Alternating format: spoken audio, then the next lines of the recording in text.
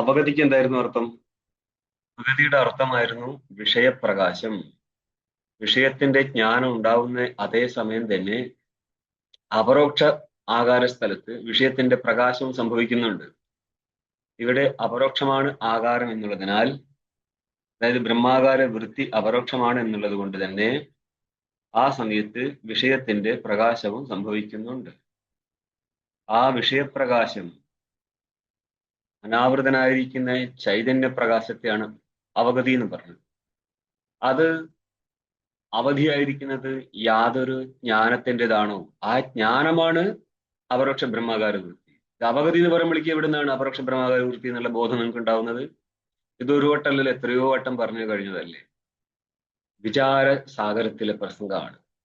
അതായത് ഏതോ ഒരു ആചാര്യൻ ഈ ഗ്രന്ഥം എടുത്ത സമയത്ത് ചെന്നൈയിലെ ഒരു യൂണിവേഴ്സിറ്റിയിലെ ഡീനാണ് എടുത്തുകൊടുത്തത്. അന്നേരം പറഞ്ഞ് ഈശ്വരാനുഗ്രഹം കൊണ്ട് ജ്ഞാനം ഉണ്ടാവും, അതിന് ചില അനുഷ്ഠാന പദ്ധതിയുണ്ട്. അപ്പൊ നമ്മുടെ സുഹൃത്ത് ആ പറഞ്ഞ ആളോട് പറഞ്ഞ് അനുഷ്ഠാനം എന്ന് പറഞ്ഞ കർമ്മത്തെയാണ് ഉദ്ദേശിക്കുന്നത്. അങ്ങനെ പ്രത്യേകിച്ച് ജ്ഞാനത്തിന് കർമ്മം കാരണമല്ല, അന്ധക്കരണ ശുദ്ധിക്ക് കർമ്മം കാരണമാകും പറഞ്ഞല്ല. അല്ല, ഇപ്പൊ ഡിഫെൻഡ് ചെയ്യുന്ന ആള് പറയുന്നത് ശ്രവണമന നിധ്യാസനത്തെ എന്തുകൊണ്ട് അനുഷ്ഠാനമായിട്ട് എടുത്തുകൂടാ? അപ്പൊ അങ്ങനെ പറഞ്ഞു, അങ്ങനെയാണ് പിന്നെ ഇവിടെ ഇപ്പോൾ ഈശ്വരാനുഗ്രഹം എന്ന് പറയേണ്ട ആവശ്യമില്ലല്ലോ. മറ്റേ ആള് തിരിച്ചു പറയുന്നത് അല്ല അല്ല, ബ്രഹ്മസൂത്രത്തിൽ പറഞ്ഞിട്ടുണ്ട് ഈശ്വരാനുഗ്രഹം കൊണ്ട്. ശരിയാണ്, ബ്രഹ്മസൂത്രത്തിൽ ഈശ്വരാനുഗ്രഹം, എന്തിന് ഈശ്വരാനുഗ്രഹം വരെ പോണം? ജപാദികൾ കൊണ്ട് ജ്ഞാനം ഉണ്ടാകുന്ന കാര്യം പറഞ്ഞിട്ടുണ്ട്. ഇത് കേൾക്കുമ്പോഴേക്ക് വിറക്കരുത്, ഇതിന്റെ ടെർമിനോളജി കറക്റ്റാക്കി വെച്ചോളണം. നിങ്ങൾ എന്ത് ചെയ്താലും സർവാപേക്ഷാജ് യജ്ഞാജ ശ്രുത രസ്യവത് ന്യായത്തിൽ കൊണ്ടുവച്ച് കിട്ടും. അത് പൂർവകാന്ഡമാണ്. ഇത് ഗീതയിൽ കാണാൻ നമ്മൾ ഈ പ്രസംഗം തന്നെ അതിന് മുന്നേ പറഞ്ഞിട്ടുണ്ട്. ആരുക്ഷോർ മുനേറിയ യോഗം കർമ്മകാരണം വെച്ചത് യോഗാരൂഢ തസീവ തസീവ ശമക്കാരണം വെച്ചത്. അപ്പൊ യോഗാരൂഢനാവുക എന്നുള്ള ബ്രഹ്മാകാര വൃത്തിസ്ഥലത്താണ്, ശാസ്ത്ര അഭ്യാസം കൊണ്ട് വരുന്നതാണ് ഇത്, അല്ലാതെ അപരോക്ഷ ബ്രഹ്മാകാര സ്ഥലമല്ല. അവിടെ എത്താൻ വേണ്ടിയായിരുന്നു കർമ്മം കാരണം. ശാസ്ത്രാഭ്യാസത്തിലൂടെ വസ്തുവിനെ മനസ്സിലാക്കിയിട്ട് എന്ന് പറഞ്ഞാൽ പരോക്ഷമായി മനസ്സിലാക്കി കഴിഞ്ഞാൽ എവിടെ എത്തി? യോഗാരൂഢതയിലെത്തി. അവിടെ പിന്നെ ശമാധികളാണ് കാരണം. മനസ്സിലായോ? ഇതേ സൂത്രം, അതായത് ഈശ്വരാനുഗ്രഹത്താലുള്ള ജ്ഞാനോത്പത്തി പറയുന്ന സമയത്ത് പിന്നെ അടുത്ത് വരുന്നത് അങ്ങനെയാണെങ്കിൽ പിന്നെ ശ്രവണാദികൾ എന്തിനാ എഴുതുന്നു എന്ന് ചോദിക്കും. അങ്ങനെ പറയുന്നുണ്ടത് സന്യാസിയുടെ കർത്തവ്യമായിട്ട് മുന്നോട്ട്, അതായത് മുഖ്യമായിട്ട് മാത്രമല്ല കുറെ കാര്യങ്ങൾ കൂട്ടിച്ചേർത്താൻ മനസ്സിലാക്കേണ്ടത്. തൈത്തരീയ ഭാഷത്തിൽ ഭാഷകാരൻ പറയുന്നുണ്ട്, നതു ഈശ്വരജ്ഞാനാദേവ കൈവല്യം ശ്രവണമനന നിധിധ്യാസനാദീനാം ബ്രഹ്മചര്യാദീനാം ച അന്തരംഗ സാധനത്വാത്. ഏകദേശം പങ്ക്തി പറയട്ടെ ഞാൻ. അന്തരംഗ സാധനം എന്ന് പറഞ്ഞാൽ തൊട്ടടുത്ത കാരണമായിട്ടായിരിക്കുന്നത്. ഇതിൽ നിന്ന് ജ്ഞാനോത്പത്തി സംഭവിക്കും എന്നുള്ളതാണ് വേദാന്ത മര്യാദ. അതിനു വേണ്ടിയാണ് ഗ്രന്ഥം ആരംഭിക്കുന്നത്. ഇല്ലെങ്കിൽ മക്കളെ മണികിളിക്കോളൂ, ഈശ്വരകൃപ ഒപ്പം വരും എന്ന് പറയത്തില്ലേ. ഇനി ഈശ്വരകൃപയെ കുറിച്ച് സംസാരിക്കുമ്പോൾ ബ്രഹ്മസൂത്രം പറയും, അത് ശ്രുതിയെ കൊണ്ടുവന്നാ പറയാ, ഈശ്വര സ്വന്തം നൽകിയൊന്നും ചെയ്യാൻ പറ്റത്തില്ല. പിന്നെ നമ്മളുടെ ജീവന്റെ കർമ്മത്തെ ആശ്രയിക്കണം. യം ഉന്നനീഷതി തം സാധു കർമ്മകാരയതി യം അധോ നിനീഷതി തം അസാധു കർമ്മകാരയതി എന്ന് പറയും. ആരെയാണോ ഉന്നതിയിലേക്ക് കൊണ്ടുപോകാൻ ഉദ്ദേശിക്കുന്നത് അവനെ സത്കർമ്മത്തിലും, ആരെയാണോ അധപ്പതിപ്പിക്കാൻ ഉദ്ദേശിക്കുന്നത് അവനെ ദുഷ്കർമ്മത്തിലും ബന്ധിപ്പിക്കുന്നു പറയും. ഇന്നേരം ആരാ ബന്ധിപ്പിക്കാൻ? മനസ്സിലായോ? നീ ആരോടെന്ന് വെച്ച് കഴിഞ്ഞാലും ഈശ്വരന് ഉത്തരം പറയാനില്ല, ഈശ്വരൻ കുതിച്ചിരിപ്പേണ്ടാകത്തുള്ളൂ. അതുകൊണ്ടാ പറയുന്നത് ഈശ്വരൻ ഒന്നും ചെയ്യാൻ പറ്റത്തില്ല. അവിടെ ജീവന്റെ സ്വന്തം കർമ്മത്തിനനുസരിച്ച് ജീവൻ പോകും. കർമ്മത്തിനനുസരിച്ച് അവന്റെ ഫലം കിട്ടുമ്പോൾ ഒരാൾ അതിന് കാത്തിരിപ്പുണ്ട് എന്നുള്ള അർത്ഥത്തിൽ മാത്രമേ ഈശ്വരനെ കൊണ്ടുവച്ച് വെക്കത്തുള്ളൂ. അല്ലാതെ ഈശ്വരനെ ഇവിടെ ഒരു ഫേവർ ചെയ്യാൻ പറ്റത്തില്ല. ഇതൊന്നും അറിയാതെ ആരെങ്കിലും കേട്ട വഴിക്ക് പോവാന്ന് പറഞ്ഞാൽ നമ്മളെ കുറെ കാര്യങ്ങൾ പറഞ്ഞ ആൾക്കാർക്ക് അനുസരിച്ച് പൂർവാപരങ്ങളിൽ നിശ്ചയിക്കാൻ സ്വന്തം ബുദ്ധി ആവശ്യമുണ്ട്. അപ്പോൾ പുറമെയുള്ള അധ്യാപന ശൈലിയിലെ വ്യത്യാസം മനസ്സിലാക്കിക്കൊള്ളണം. നിങ്ങളോട് അതാ പറയുന്നത്. നിങ്ങൾക്ക് ചോദ്യം ഉന്നയിക്കാം, എവിടെ വിഷയത്തിലാണോ നിങ്ങൾക്ക് ബുദ്ധിമുട്ടുള്ളത് അവിടെ ചോദ്യം ഉന്നയിച്ച് മനസ്സിലാക്കാൻ ശ്രമിക്കണം എന്താണെന്നുള്ളത്. ഇല്ല ഇല്ല, ഞങ്ങളിത് മനസ്സിലാക്കൂല, ഞങ്ങൾ ആചാര്യൻ ഇങ്ങനെയാണ്. പലരും നമ്മളെ മുന്നിൽ ചെയ്യുന്ന വ്യവഹാരമായിരിക്കത്തില്ല അവരുടെ ഒറിജിനൽ വ്യവഹാരം. എന്ന് പറഞ്ഞാൽ ഈ സന്യാസ ഫീൽഡിൽ തന്നെ ആദ്യം ഒരു ഫോട്ടോ വെച്ച് ആരതി ചെയ്ത ആൾക്കാർ നമ്മളെ കാണുന്ന സമയത്ത് ചിലപ്പോൾ ആക്കെടുത്ത് മാറ്റും. കാരണം ഇവിടെ ഒന്നും ഇല്ല എന്നുള്ളത് കൊണ്ട്. നിങ്ങൾക്ക് ഇഷ്ടമുള്ളത് ചെയ്യപ്പാ. ഓരോരുത്തരും ഓരോരോ രീതി പറഞ്ഞിട്ടുണ്ട്, അത് ചെയ്ത് നിൽക്കുന്നു. നമുക്ക് നമ്മളിപ്പം ദുർലഭം ത്രയമേവേത ദൈവാനുഗ്രഹ ഹേതുകം മനുഷ്യത്വം മുമുക്ഷുത്വം മഹാപുരുഷ സംശ്രയ എന്ന് വിവേക് ചൂടാമണിയില് ആചാര്യസ്വാമികൾ പറഞ്ഞിട്ടുണ്ടല്ലോ. ആ അപ്പൊ ഇൻഡയറക്ട്ലി ഇപ്പൊ ദൈവാനുഗ്രഹം മഹാപുരുഷ സംശ്രയമായിട്ട് വരുന്നു. അപ്പൊ ഇൻഡയറക്ട്ലി ആ ജ്ഞാനത്തിന് അതിന് കാരണമാകുന്നു നമുക്ക് പറയാൻ പറ്റൂലേ? അങ്ങനെ അത് നിങ്ങളുടെ കർമ്മത്തിനനുസരിച്ചല്ലേ. അങ്ങേർക്ക് എന്ത് ഫേവർ ചെയ്യാൻ പറ്റും? സ്വന്തം ഗുരുവിനെ കണ്ടെത്തുന്നത് പോലും സ്വന്തം കയ്യിലിരിപ്പിനനുസരിച്ചല്ലേ. അല്ലാതെ ഒരാളെ നമുക്ക് ജ്ഞാനിയാണോ അജ്ഞാനിയാണോ ഏതിന്റെങ്കിലും പേര് സിദ്ധിക്കാൻ പറ്റുമോ? ഒന്നും ചെയ്യാൻ പറ്റത്തില്ല. നമ്മളെ കർമ്മമാണ് നമ്മളെ നയിക്കുന്നത്. അതായത് ശങ്കരാചാര്യരുടെ പരമ്പരയില് പിള്ളേർ തന്നെ പരസ്പരം തല്ലുകൂടലായിരുന്നു. പറഞ്ഞ കാര്യം മനസ്സിലായിട്ടുണ്ടായിരുന്നെങ്കിൽ അത് ശരി. അതായത് എന്തുകൊണ്ടാന്ന് പറഞ്ഞാൽ പഞ്ചപാതിക എഴുതേണ്ടിയിരുന്നത് സുരേശ്വരാചാര്യായിരുന്നതാണ്. കഥകളിലൂടെയാണ് ഇതെല്ലാം വരുന്നത്. അവര് തമ്മിൽ അതായത് ബാക്കിയുള്ളവന്മാര് പറയുന്നത് ഇങ്ങനെ ഒരു ഗൃഹസ്ഥനായി ജീവിച്ചത് കൊണ്ട് എഴുതിയാൽ ശരിയാകത്തില്ല, പണ്ടത്തെ കർമ്മകാണ്ഡിയാണ്, അതുകൊണ്ട് പത്മപാദാചാര്യ ഏൽപ്പിക്കണം എന്നാ. അന്നപ്പോഴേ ഭാഷകാരൻ പറയുന്നുണ്ട് ഇത് നടപടി ആവൂല എന്നുള്ളത്. ഇങ്ങനെ എഴുതിയിട്ടും വെറും 4 സൂത്രം മാത്രമേ അത് വ്യാഖ്യാനമായിട്ട് കിട്ടിയിട്ടുള്ളൂ. അപ്പൊ പറയുന്നത് കേൾക്കുന്നേരം നമ്മളും നമ്മുടെ അതാണ് വിഷയത്തിൽ നിങ്ങൾക്ക് ചോദ്യം ഉന്നയിക്കാം. വിഷയം സ്പഷ്ടീകരിച്ച് കിട്ടിക്കഴിഞ്ഞാൽ അത് മനസ്സിലാക്കിയിട്ട് അതിൽ നിൽക്കാൻ പഠിക്കണം. അല്ലാതെ അങ്ങനെ കാണുന്നവർ അങ്ങനെ കൂടെ ഇങ്ങനെ കാണുന്നവർ ഇങ്ങനെ കൂടെയും പോയി കഴിഞ്ഞാൽ അവസാനം സ്വന്തം അഭിപ്രായം ഇല്ലാതെ പോകും. വലിയ വലിയ അപ്പനന്മാരെ കാണുന്ന സമയത്ത് കാല് വിറയ്ക്കാൻ തുടങ്ങും. ആ ഇതല്ലേ ശരി. അത് തനിക്ക് ഇതുവരെ നിശ്ചയിക്കാൻ പറ്റാത്തതിന്റെ പ്രശ്നമാണത്. ആ അപ്പോൾ അവഗതി പര്യന്തം ജ്ഞാനം സൻവാച്യായ ഇച്ഛായ കർമ്മ. ഇവിടെ അവഗതി എന്നുള്ളതായിരുന്നു. അപ്പോഴും ഡൗട്ട് അല്ലേ? അവഗതി എന്താ? വിഷയപ്രകാശമാണ് അവഗതി. അവഗതിയിൽ അവസാനിക്കുന്ന ജ്ഞാനം എന്ന് പറഞ്ഞാല് അപരോക്ഷ ബ്രഹ്മാകാര വൃത്തി. ആ അപരോക്ഷ ബ്രഹ്മാകാര വൃത്തി ഉണ്ടാവാൻ കാരണമാണ്, കർമാദികൾ കാരണമാണ് എന്ന് പറഞ്ഞാൽ അന്ധക്കരണ ശുദ്ധിക്ക് കാരണമായതുകൊണ്ട് മാത്രം. ഇനി നിങ്ങൾക്ക് 41-ാമത്തെ പേജില് ഇവിടുന്ന് 3-ാമത്തെ പങ്ക്തി അവഗതേഹേ ഫലത്തും സ്ഫുടയതി. അവഗതി കഴിഞ്ഞത് ഭാഷ്യത്തിൽ വന്നത് ജ്ഞാനേന ഈ പ്രമാണേന അവഗന്തുമിഷ്ടം ബ്രഹ്മ. ജ്ഞാനം എന്നുള്ളത് പ്രമാണമാക്കി വെച്ചിരിക്കുകയാണ് അല്ലെ. വൃത്തിജ്ഞാനമാണിത്, ബ്രഹ്മാകാര വൃത്തിജ്ഞാനം. ഇത് ഏതിന്റെ വൃത്തിയാ? അന്ധക്കരണത്തിന്റെ വൃത്തി. അന്ധക്കരണത്തിന്റെ വൃത്തി സ്വപ്നകാലത്തുണ്ടാവൂലേ? എന്താ സ്വപ്ന അന്ധക്കരണത്തിന്റെ വൃത്തിയല്ലേ അല്ലേ? എന്റെ മക്കളെ സ്വപ്നം മൊത്തം അന്ധക്കരണമാണ് വിഷയാകാരത്തിൽ പരിണമിച്ചു പോയത്. പിന്നെ എന്തുകൊണ്ടാണ് അന്ധക്കരണത്തിന്റെ വൃത്തിയല്ല, സോറി, ഈ സ്വപ്നകാലത്തെ അന്ധക്കരണ വൃത്തിയല്ല ബ്രഹ്മജ്ഞാനം എന്ന് പറയാൻ കാരണം എന്താ? പ്രമാതാവിലൂടെയാണ് വിഷയം പ്രകാശിക്കേണ്ടത്. എവിടെ? വൃത്തിജ്ഞാന സ്ഥലത്ത്, ജാഗ്രതയിൽ. ആ സ്വപ്നകാലത്ത് അന്ധക്കരണം വിഷയാകാരത്തിൽ പരിണമിച്ചു പോകും. അവിടെ പ്രമാതാവിന്റെ ആകാരത്തിൽ അന്ധക്കരണം ഇരിക്കത്തില്ല.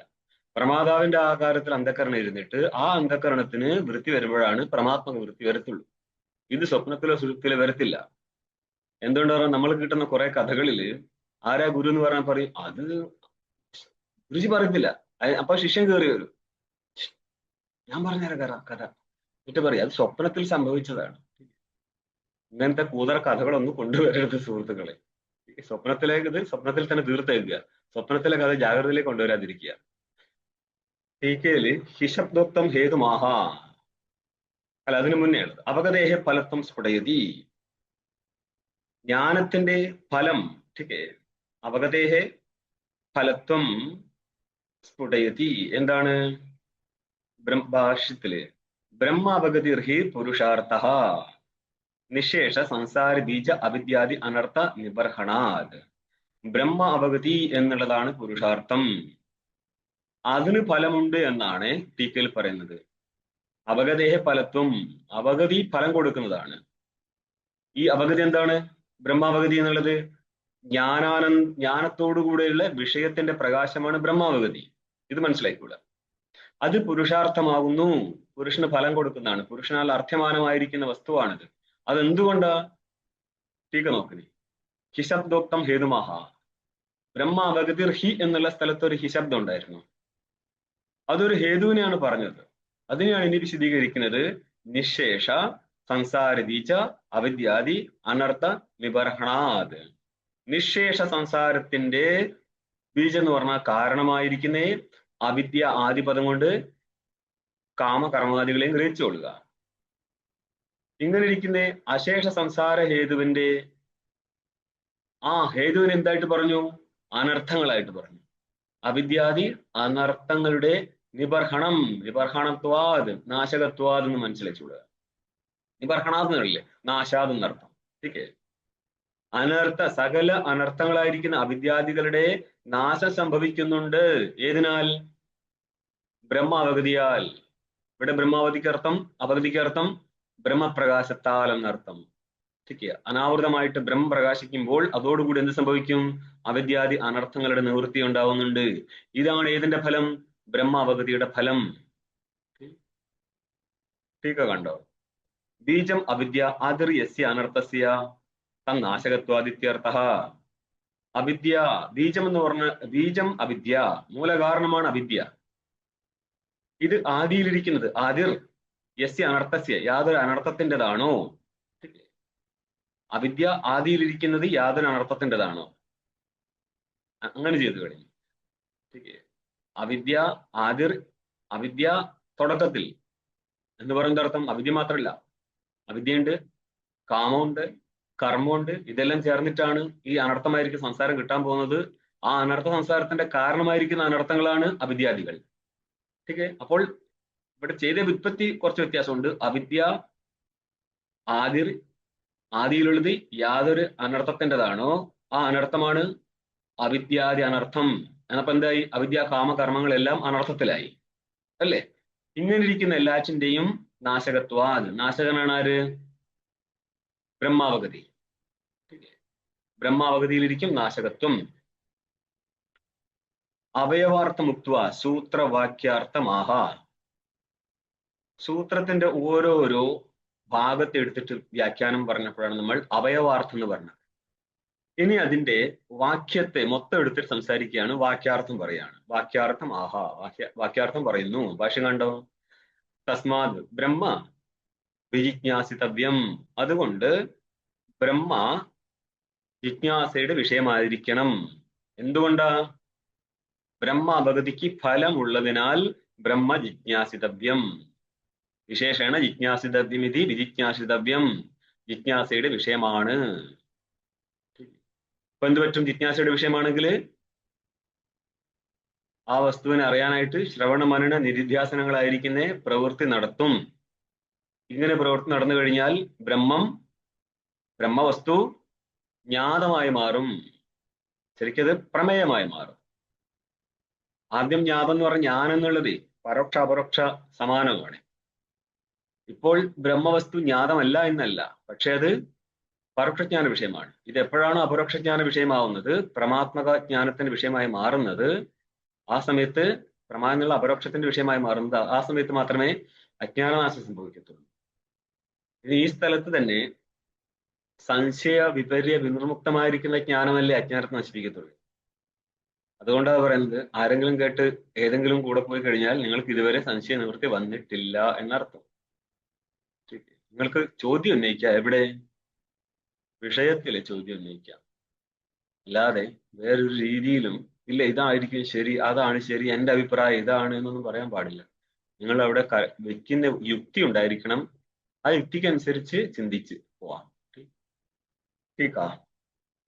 അത്ര സൻപ്രത്യസ്യ വിചാരലക്ഷകത്വം തവ്യപ്രത്യയേന സൂചയതി. ഇവിടെ ജിജ്ഞാസ എന്നുള്ള സ്ഥലത്ത് ഒരു സൻപ്രത്യം ഉണ്ടായിരുന്നു അല്ലെ? ജ്ഞാതം ഇച്ഛാ ജിജ്ഞാസ എന്നുള്ള സ്ഥലത്ത് ഇച്ഛാർത്ഥകമായിരിക്കും സൻപ്രത്യമായിരുന്നു. ആ സൻപ്രത്യസ്യ അതിന് എവിടെ നിങ്ങൾ ലക്ഷണം ചെയ്തു? വിചാരത്തില് അല്ലെ? എന്നിട്ടോ വിചാരലക്ഷകത്വം തവ്യപ്രത്യേന സൂചയതി. ഭാഷ്യത്ത് കാണുന്ന തവ്യപ്രത്യ ചെയ്യണം എന്നല്ലേ? ചെയ്യണം, എന്ത് ചെയ്യണം? വിചാരം ചെയ്യണം. അതെന്തുകൊണ്ടാണ് സൻപ്രത്യയത്തിന് വിചാരത്തിലേക്ക് ലക്ഷണം ചെയ്യുന്നത്? അത് അപ്പൊ കാരണം പറയാണ്, തവ്യപ്രത്യം ഉള്ളത് കൊണ്ട് എന്ന് പറയാൻ എന്താർത്ഥം? ചെയ്യണം എന്നുള്ള വിധി തവ്യപ്രത്യയത്താൽ കാണിക്കുന്നത്. ഈ വിധി ജ്ഞാനത്തിലോ ഇച്ഛയിലോ സംഭവിക്കത്തില്ല. മനസ്സിലാകുന്നുണ്ടോ? സൻപ്രത്യയത്തിന്റെ അർത്ഥമായിരുന്നു ഇച്ഛ. ഏതിനെ കുറിക്കുന്ന ഇച്ഛയാണ്? ജ്ഞാനത്തിനോടുള്ള ഇച്ഛയായിരുന്നു. ഏത് ജ്ഞാനത്തിനോടുള്ള ഇച്ഛയായിരുന്നു? വിഷയത്തിന്റെ പ്രകാശം ഏതൊരു അപരോക്ഷ ബ്രഹ്മജ്ഞാനത്തോ വേണ്ട. വിഷയപ്രകാശമായിരുന്നു ഇവിടെ വേണ്ടത്. അവഗതിക്ക് വേണ്ടിയുള്ള ടീക്കേ. അങ്ങനെയും പറയാം. നിങ്ങൾ പറഞ്ഞത് ശരിയാണ്. അവഗതിയിൽ എത്തിച്ചേരുന്ന യാതൊരു ജ്ഞാനമാണോ ആ ജ്ഞാനത്തിനോടുള്ള ഇച്ഛ, അല്ലേ? അവഗതി പര്യന്തം ഇത്രയും പറഞ്ഞു തീർക്കുക. അപഗതിയിൽ എത്തിച്ചേരുന്ന ഒരു ജ്ഞാനം ഉണ്ടായിരുന്നു. ആ ജ്ഞാനത്തിനോടുള്ള ഇച്ഛയാണ് ഇവിടെ വരുന്നത്. അതിന്റെ ഫലം എന്തായിരിക്കും? ബ്രഹ്മാപരോക്ഷ ജ്ഞാനം. ബ്രഹ്മാപരോക്ഷ ജ്ഞാനം. ടീക്കേ. അപഗതിയിൽ എത്തിച്ചേരുന്ന യാതൊരു ജ്ഞാനമുണ്ടോ? സാധാരണ ജ്ഞാനത്തെ കൊണ്ടുവരരുത്. അപഗതിയിൽ എത്തിച്ചേരുന്ന യാതൊരു ജ്ഞാനമുണ്ടോ? എന്നാൽ വിഷയത്തിന്റെ പ്രകാശം വരുത്തുന്ന യാതൊരു അപരോക്ഷ ബ്രഹ്മാകാര വൃത്തിയുണ്ടോ? അതിനു വേണ്ടിയായിരുന്നു ഇച്ഛ. അത് തന്നെയായിരുന്നു ഫലവും. ഓർമ്മയുണ്ട് ഇന്നലത്തെ ക്ലാസ്? കർമ്മവും ഫലവും ഒന്നാണെന്ന് പറഞ്ഞിരുന്നു. പറയാണ് അത്ര സൻപ്രത്യസ്യ വിചാരലക്ഷകത്വം. അപ്പൊ നോക്കിയോ, അവിടെ ജ്ഞാനത്തിനോ അല്ലെങ്കിൽ ജ്ഞാനത്തിന്റെ ഇച്ഛയിലോ രണ്ട് സ്ഥലത്തും വിധി ചെയ്യാൻ പറ്റത്തില്ല. ജ്ഞാനം വിധിജന്യമല്ല എന്ന് പറഞ്ഞാൽ ജ്ഞാനത്തിൽ വിധി നടത്തത്തില്ല. എന്തുകൊണ്ടാ? പുരുഷത്തിന്റെ അധീനമായിരിക്കുന്ന കാര്യത്തിൽ മാത്രമേ വിധി ചെയ്യാൻ പറ്റത്തുള്ളൂ. ജ്ഞാനം പുരുഷാധീനമല്ല, പ്രമാണാധീനമാണ്. അതേപോലെ ഇച്ഛ എന്നുള്ളത് പ്രമാണാധീനമല്ല, ഇച്ഛ സ്വാഭാവികമാണ് മനുഷ്യന്റെ. ഇഷ്ടപ്പെടാത്തൊരു വസ്തുവിൽ ആർക്കെങ്കിലും വിധി ചെയ്തിട്ട് ഇത് ഇഷ്ടപ്പെടണം എന്ന് പറയാൻ പറ്റുമോ? പറ്റത്തില്ല. അത് മനുഷ്യന്റെ ഓരോ ജീവന്റെയും സ്വാഭാവികമാണ്. രണ്ട് സ്ഥലത്തും തവ്യപ്രത്യം അന്വയിക്കാൻ പറ്റത്തില്ല. അതുകൊണ്ട് എന്ത് മനസ്സിലാക്കണം? തവ്യപ്രത്യം വന്നിട്ടുള്ളത് കൊണ്ട് സൻപ്രത്യയത്തിനെ നമ്മൾ ലക്ഷണ ചെയ്തിട്ടുണ്ട്. എവിടത്തേക്ക്? വിചാരത്തിലേക്ക്. അപ്പൊ എന്തർത്ഥം കിട്ടും? ബ്രഹ്മ അപരോക്ഷ ജ്ഞാനത്തിനായിട്ട് വിചാര കർത്തവ്യ. അപ്പൊ കർത്തവ്യയുടെ അന്വയം വിചാരമായിട്ട് ചെയ്തോളൂ. വിചാരം എന്ന് പറഞ്ഞാൽ എന്താർത്ഥം? ശ്രവണ മനന നിധിധ്യാസനം. ഈ ശ്രവണ മനന നിധിധ്യാസനത്തിൽ വിധിയുണ്ട്. അതുകൊണ്ട് തന്നെ അവിടെ കേൾക്കുന്ന ശ്രവണത്തിനും ജ്ഞാനം അർത്ഥം കിട്ടത്തില്ല. ഓക്കെ, അതൊക്കെ ഇനി പിൻകാലത്തിന് വരും. അപ്പോൾ എവിടെ വിധി എവിടെ വരുന്നത്? ശ്രവണ മനന നിധിധ്യാസനത്തില്. ഈ ശ്രവണ മനന നിധിധ്യാസനത്തിൽ വിധി ഉള്ളത് കൊണ്ട് അവിടെ പ്രവർത്തിച്ചു കഴിഞ്ഞാൽ എന്താവും? ആദ്യം പരോക്ഷജ്ഞാനം, പിന്നെ അപരോക്ഷത്തിൽ എത്തിച്ചേരും. ഇതാണ് പ്രക്രിയ. അല്ലാതെ ശബ്ദം കൊണ്ടും ജ്ഞാനം ഉണ്ടാകത്തില്ല, ബുദ്ധിയുടെ വിഷയമല്ല ബ്രഹ്മ എന്നൊന്നും പറയാതെ. അതുകൊണ്ട് പറയുന്നത് ഈ സോക്കോൾഡ് ഗുരുക്കന്മാരാണ് ഈ പ്രസ്ഥാനത്തിന് ഏറ്റവും കൂടുതൽ വിഘാതമായിട്ട് പ്രശ്നം ഉണ്ടാക്കിയ ആൾക്കാർ എന്നർത്ഥം. അവർക്ക് അറിയത്തില്ല, അവരെ പറഞ്ഞിട്ട് കാര്യമില്ല. ഒരു തിരുവാടില്ലാത്ത ആൾക്കാർ ഗുരുക്കന്മാരെ നിൽക്കുന്നവര്. അതിന്റെ പിറകിലുള്ള പിള്ളേരാണ് ഇത് കളി കളിക്കുന്നത്. ഗുരുക്കന്മാരെ പറഞ്ഞിട്ട് കാര്യമില്ല എന്ന് പറഞ്ഞാൽ അവർക്ക് കായത പൂവേദം തിരിച്ചറിയാൻ പോലും പറ്റിയിട്ടില്ല. എന്നിട്ടല്ലേ ബാക്കി കാര്യങ്ങൾ. ഇവിടെ കാര്യം മനസ്സിലായോ? സൻപ്രത്യസ്യ വിചാരലക്ഷകത്വം. സൻപ്രത്യയത്തിന് വിചാരത്തിൽ ലക്ഷകനായിരുന്നു, ലക്ഷകപദമായിരുന്നു അത്. അതിനവിടെ ലക്ഷണം ചെയ്തിരുന്നു. ഈ കാര്യമാണ് തവ്യപ്രത്യം സൂചിപ്പിക്കുന്നത്. അഥാദ ശബ്ദാഭ്യാം അധികാരണ സാധിതത്വാത് തേന ബ്രഹ്മജ്ഞാനായ വിചാര കർത്തവ്യത്യർത്ഥ. രണ്ട് പദങ്ങൾ വന്നു അല്ലെ? അധശബ്ദവും അധശബ്ദവും. ഇവിടെ നമ്മൾ മുമ്പേ പറഞ്ഞിട്ടുണ്ട്, അഥ ഭാഷ്യകാരന്റെ രീതി കേട്ട് കഴിഞ്ഞാല് അധശബ്ദത്തിന് എങ്ങനെ അർത്ഥം എടുക്കാൻ പറ്റത്തുള്ളൂ? കർമ്മകാണ്ഡങ്ങളുടെ വിഷയം അനിത്യവും ജ്ഞാനകാണ്ഡത്തിന്റെ വിഷയം നിത്യഫലവും നൽകുന്നതിനാൽ. എന്നിട്ട് അതാഹ ഇവിടെ അന്വേഷിച്ച അതുകൊണ്ട്. പക്ഷെ ടീക്കായിലൂടെയൊക്കെ പോകുന്ന സമയത്ത് ഭാഷ്യത്തിൽ ഇന്ന് അർത്ഥമാണെന്ന് പറയും. ഏത്? മുമ്പ് പറഞ്ഞതിനോടുകൂടി പഞ്ചബന്ധം ചേർത്താൽ മതി. അഥ ഇവിടെ കൊണ്ട് പറഞ്ഞ എന്തായിരുന്നു? സാധന ചതുഷ്ടയ സമ്പന്ന ആനന്ദര്യ എന്ന. ഇനി അതിനോടുകൂടി അഥ കൂട്ടി ചേർത്താൽ മതി. സാധന ചതുഷ്ടയ സമ്പത്തി കാരണമായതിനാൽ ബ്രഹ്മജിജ്ഞാസ കർത്തവ്യ എന്നാണ് ടീക്കയ്ക്കനുസരിച്ച് ഭാഷ്യ അന്വയം വരിക. ഭാഷ്യത്തിനനുസരിച്ച് അത്ര സ്പഷ്ടതയില്ല. ടീക്കയിലൂടെ ഇങ്ങനെ ഒരു അന്വയം കിട്ടും. അതിപ്പം ബാക്കിയുള്ള ഏത് ടീക്ക എടുത്ത് നോക്കിക്കഴിഞ്ഞാൽ അങ്ങനെ തന്നെ കാണാം. നിങ്ങളെ 38-ാമത്തെ പേജിൽ ന്യായനിർണയം ഒന്ന് നോക്ക്. നിങ്ങളൊന്ന് 38-ാമത്തെ പേജിൽ ന്യായനിർണയത്തിന്റെ 1-ാമത്തെ പങ്ക്തി കണ്ടോ? അസ്യ അർത്ഥ അധശബ്ദേന ആനന്ദര്യ ഉക്തിദ്വാര. അധശബ്ദം വഴി എന്ത് പറഞ്ഞു? ആനന്ദര്യത്തിന്റെ കഥനം പറഞ്ഞിട്ട് തദ്വാര പുനർ നിർവൃത്തെ ബ്രഹ്മജിജ്ഞാസ പുഷ്കലഹേതു ചതുഷ്ടയേ വിവക്ഷിതേപി തദ് അപവാദശങ്കിതേ. പൂർവനിർവൃത്തെ ബ്രഹ്മജിജ്ഞാസ പുഷ്കലഹേതു ചതുഷ്ടയേ വിവക്ഷിതേപി. മുമ്പ് സമ്പന്നമാക്കിയിരിക്കുന്ന ബ്രഹ്മ ജിജ്ഞാസയുടെ പുഷ്കല ഹേതു ചതുഷ്ടയം ഉണ്ടായിരുന്നു. ആരൊക്കെ? വിവേകം, വൈരാഗ്യം, സാധന, സൃഷ്ടി, സമ്പത്തി, മുമുക്ഷുത്വം. ഈ കാര്യത്തിൽ വിവക്ഷിതമാണെങ്കിൽ പോലും, പറയാൻ ഉദ്ദേശിച്ച കാര്യമാണെങ്കിൽ പോലും, തത് അപവാദേ ശങ്കിതേ, അവിടെ ഒരു അപവാദത്തിന്റെ ശങ്ക ഉന്നയിച്ചിരുന്നു പൂർവപക്ഷി. എന്തായിരുന്നു? വിവേകം ഇങ്ങനെയൊന്നും സംഭവിക്കത്തില്ല. മാത്രമല്ല, കർമ്മകാണ്ഡത്തിലൂടെ ചെയ്യപ്പെട്ടിരുന്ന കർമ്മത്തിന് ഫലം ഉള്ളതിനാൽ അവിടെ ആർക്കാണ് വൈരാഗ്യം സംഭവിക്കുക? ആയതുകൊണ്ട് വിരക്തനായിരിക്കുന്ന ഒരു അധികാരി ഇവിടെ സംഭവിക്കത്തില്ല എന്ന് പറഞ്ഞിരുന്നു. ഇവിടെ എവിടെയുള്ള വൈരാഗ്യമാ പറയുന്നത്? ഹിരണ്യഗർഭ ലോകം വരെയുള്ള ലോകങ്ങളിലെ വൈരാഗ്യമാണ് ഇവിടെ ആവശ്യപ്പെടുന്നത്. ശരിക്ക് നിങ്ങളുടെ ഉപാസനയുടെ അവസാന ഫലം എന്താ? ഹിരണ്യഗർഭ ലോകമാണ്. അന്നപ്പോൾ നിങ്ങൾ ആലോചിച്ച് നോക്കി, ഈ ഹിരണ്യഗർഭ ലോകത്തിലേക്ക് പോകാനുള്ള വഴി ആയിരിക്കുമോ വേദാന്തം പറയാൻ ഉദ്ദേശിക്കുന്നത്? മനസ്സിലായോ? അപ്പൊ ഉപാസന ചെയ്താൽ എന്താ കിട്ടുന്നത്? ഹിരണ്യഗർഭ ലോകം വരെയാണ്. അപ്പൊ അതിനെ നിഷേധിച്ചിട്ടാണ് വൈരാഗ്യം കൊണ്ടുവരുന്നതെങ്കിൽ ശ്രുതിക്ക് ഒരിക്കലും ആഗ്രഹമില്ല ഉപാസന ചെയ്യാൻ. മനസ്സിലാവുന്നുണ്ടോ? ഇതിന്റെ രീതി മനസ്സിലാവുന്നുണ്ടോ? നമ്മൾ ഉപാസനയുടെ സൈഡിലാണ് നമ്മൾ ഈ കാര്യം പറഞ്ഞു കൊടുക്കത്തില്ല കുട്ടികൾക്ക്. നമ്മളെ ശങ്കിതനാണ്, പിന്നെ എവിടെ നിന്നാണ് ബാക്കി പറഞ്ഞു കൊടുക്കാൻ പറ്റുക? ഇവിടെയാണ് രണ്ടായി മാറുന്നത്. ഉപാസന എന്തുകൊണ്ട് ചെയ്യേണ്ടെന്ന് ചോദിച്ചു കഴിഞ്ഞാൽ ഇതാണ് ഉത്തരം. ഉപാസനയുടെ ഫലം ലോകാന്തർഗതമാണ്. ലോകാന്തർഗതമായിരിക്കുന്ന ഫലത്തിന്റെ അവസാന ഫലമാണ് ഹിരണ്യഗർഭൻ. അവിടെ പോലും വൈരാഗ്യം ഉണ്ടെങ്കിൽ മാത്രമേ ഇവിടെ വേദാന്തത്തിൽ അധികാരി ആവത്ത് പോലുള്ളൂ. അധശബ്ദത്തിന്റെ അർത്ഥം കിട്ടണമെങ്കിൽ അത്രയും വേണം, എന്നിട്ടല്ലേ ബാക്കി കാര്യങ്ങൾ. അതുകൊണ്ട് ഒരിക്കലും ഉപാസനയെ പിടിച്ചിട്ട് ഉപാസന ചെയ്താലും കിട്ടും കിട്ടൂല. ഓക്കെ, ഇനി ഇവിടെ തന്നെ നോക്കിയോ. ശങ്കിതേ തം നിരാസേന തദ്ഹേതുത്വം അധശബ്ദേന അധശബ്ദോക്ത ഹേതുവാചിന വ്യവസ്ഥാപ്യത്തെ. അതിന് നിരാസം നടത്തിക്കൊണ്ട്, തത് നിരാസേന, അതായത് ശങ്കയുടെ നിരാസം വഴി, തത് ഹേതുത്വം അധശബ്ദേന അധശബ്ദോക്ത ഹേതുത്വവാചിന. അധശബ്ദത്താൽ, അതഹ എന്നുള്ള ശബ്ദം കൊണ്ട് എന്ന് പറഞ്ഞാല് അധശബ്ദ, അഥ രണ്ടെണ്ണാണ്, അതഹ അഥഹ. അധശബ്ദോക്ത, അധശബ്ദത്താൽ പറയപ്പെട്ടിരിക്കുന്ന ഹേതു ഉണ്ടായിരുന്നു. ഏതിനുള്ള ഹേതുക്കളാ? വിചാരത്തിനുള്ള ഹേതുക്കളായിരുന്നു. ആരൊക്കെ? സാധന ചതുഷ്ടയങ്ങളെ. അവയാണ് നമ്മൾ വീണ്ടും അധശബ്ദത്താല് പറയുന്നത്. ഹേതുത്വവാചിന വ്യവസ്ഥാപ്യതേന. അധശബ്ദത്താൽ പറയപ്പെട്ടിരിക്കുന്ന കാരണങ്ങളാണ് ഹേതുക്കളായി മാറിയത്. അതിനെ വ്യവസ്ഥ ചെയ്തിരിക്കുകയാണ് ഇവിടെ ഇപ്പോൾ അതഹ എന്നുള്ളത് കൊണ്ട്. എന്ന് പറഞ്ഞാൽ പൂർവത്തിൽ സമ്പന്നമായിരിക്കുന്ന സാധന ചതുഷ്ടയങ്ങൾ ഹേതുവായതിനാൽ, ഏതിന്? വിചാരത്തിന്. അതുകൊണ്ട് ഈ ഹേതുക്കൾ ഉണ്ടെങ്കിൽ വിചാര കർത്തവ്യ എന്നർത്ഥം കിട്ടും. ഇതുണ്ടെങ്കിൽ മാത്രമേ വിചാരം കർത്തവ്യമാകത്തുള്ളൂ. എന്ന് പറയുന്ന അർത്ഥം മറ്റുള്ളവർക്ക് എന്താ വിചാരം ചെയ്യാൻ പാടില്ലേ? ചെയ്യാൻ പറ്റും. നമ്മൾ മുമ്പും പറഞ്ഞിട്ടുണ്ട്, അത് കുതൂഹലത കൊണ്ട് കയറി വന്നതാണ്, ഇത് ഫലത്തിൽ എത്തിച്ചേർത്തില്ല എന്നുള്ളത്. ഇനി ഇവിടെ തന്നെ നോക്കിയോ. അധാധശബ്ദാഭ്യാം അധികാരിണ സാധിതത്വാത്. അധശബ്ദം കൊണ്ടും അതിനുശേഷമുള്ള അതഹ ശബ്ദം കൊണ്ടും ബ്രഹ്മവിചാരത്തിന്റെ അധികാരി സിദ്ധിക്കപ്പെട്ടിരിക്കുന്നതിനാൽ തേന, ആ അധികാരിയാൽ, ബ്രഹ്മജ്ഞാന വിചാര കർത്തവ്യത്യർത്ഥ. ബ്രഹ്മജ്ഞാനത്തിനായിട്ട് വിചാര കർത്തവ്യ, വിചാരം ചെയ്യപ്പെടണം, വിചാരം ചെയ്യണം. ഇത് തൃതീയം വർണ്ണകം. ഇവിടെ വർണ്ണകാടിസ്ഥാനത്തിലാണ് പോകുന്നത്. 1, 2 കഴിഞ്ഞ് 3ാമത്തെ വർണ്ണകം. ഇത് നിങ്ങളുടെ പഞ്ചപാതിക 9 വർണ്ണകത്തിലാണുള്ളത്. അതിനനുസരിച്ചാണ് ഇവിടെ പറഞ്ഞു പോകുന്നത് ഈ വർണ്ണക കഥ.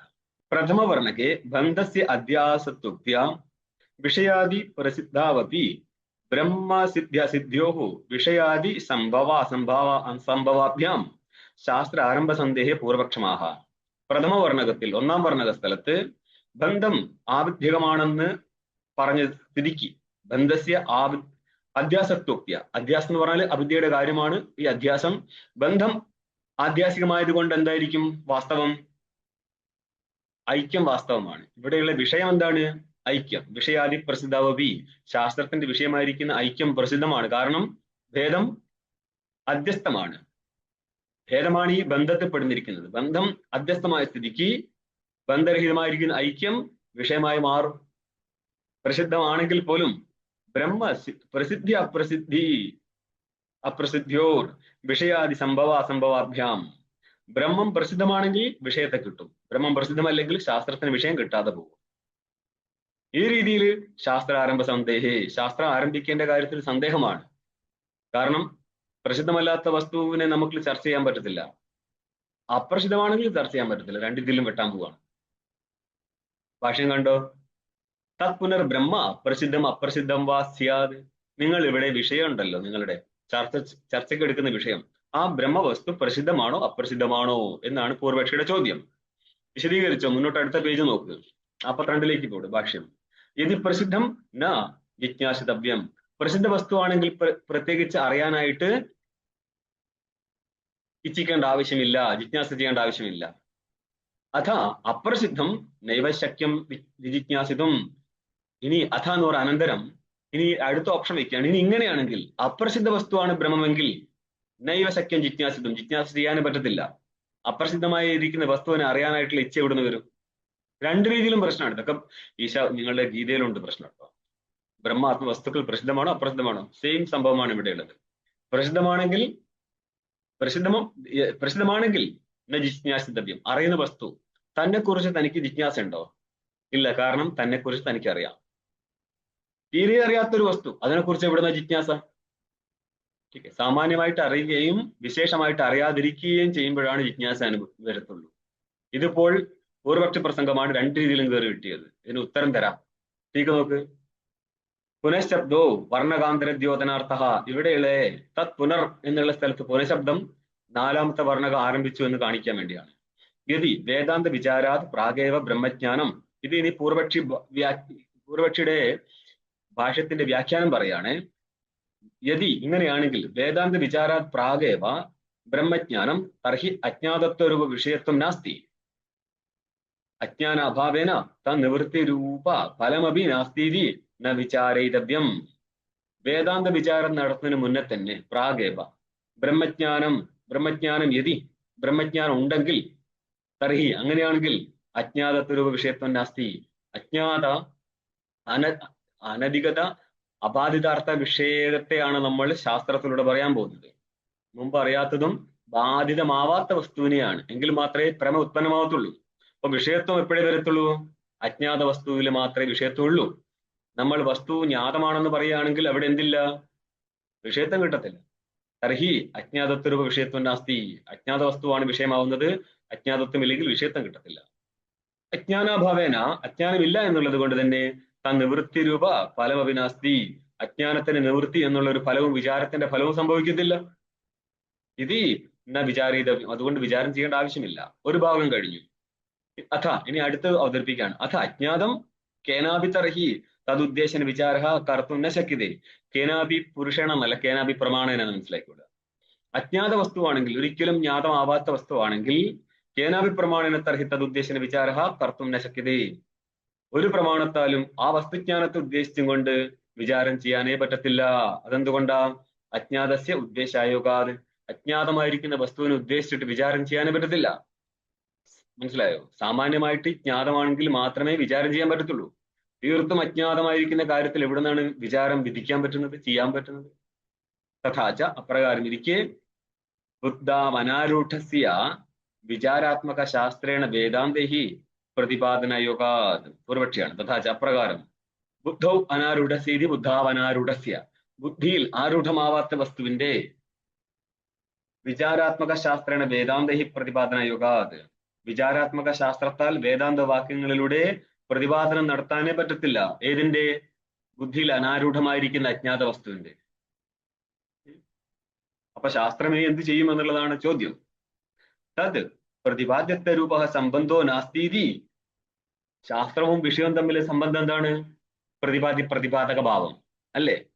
തത് പ്രതിപാദ്യത്വം, തത്പദം കൊണ്ട് ഏതിലെടുക്കും? ശാസ്ത്രത്തെ. തേന പ്രതിപാദ്യം തത് പ്രതിപാദ്യം. പ്രതിപാദ്യമാണെന്ത്? വിഷയം. അപ്പോൾ തത് പ്രതിപാദ്യത്വ സ്വരൂപ സംബന്ധോ നാസ്തി.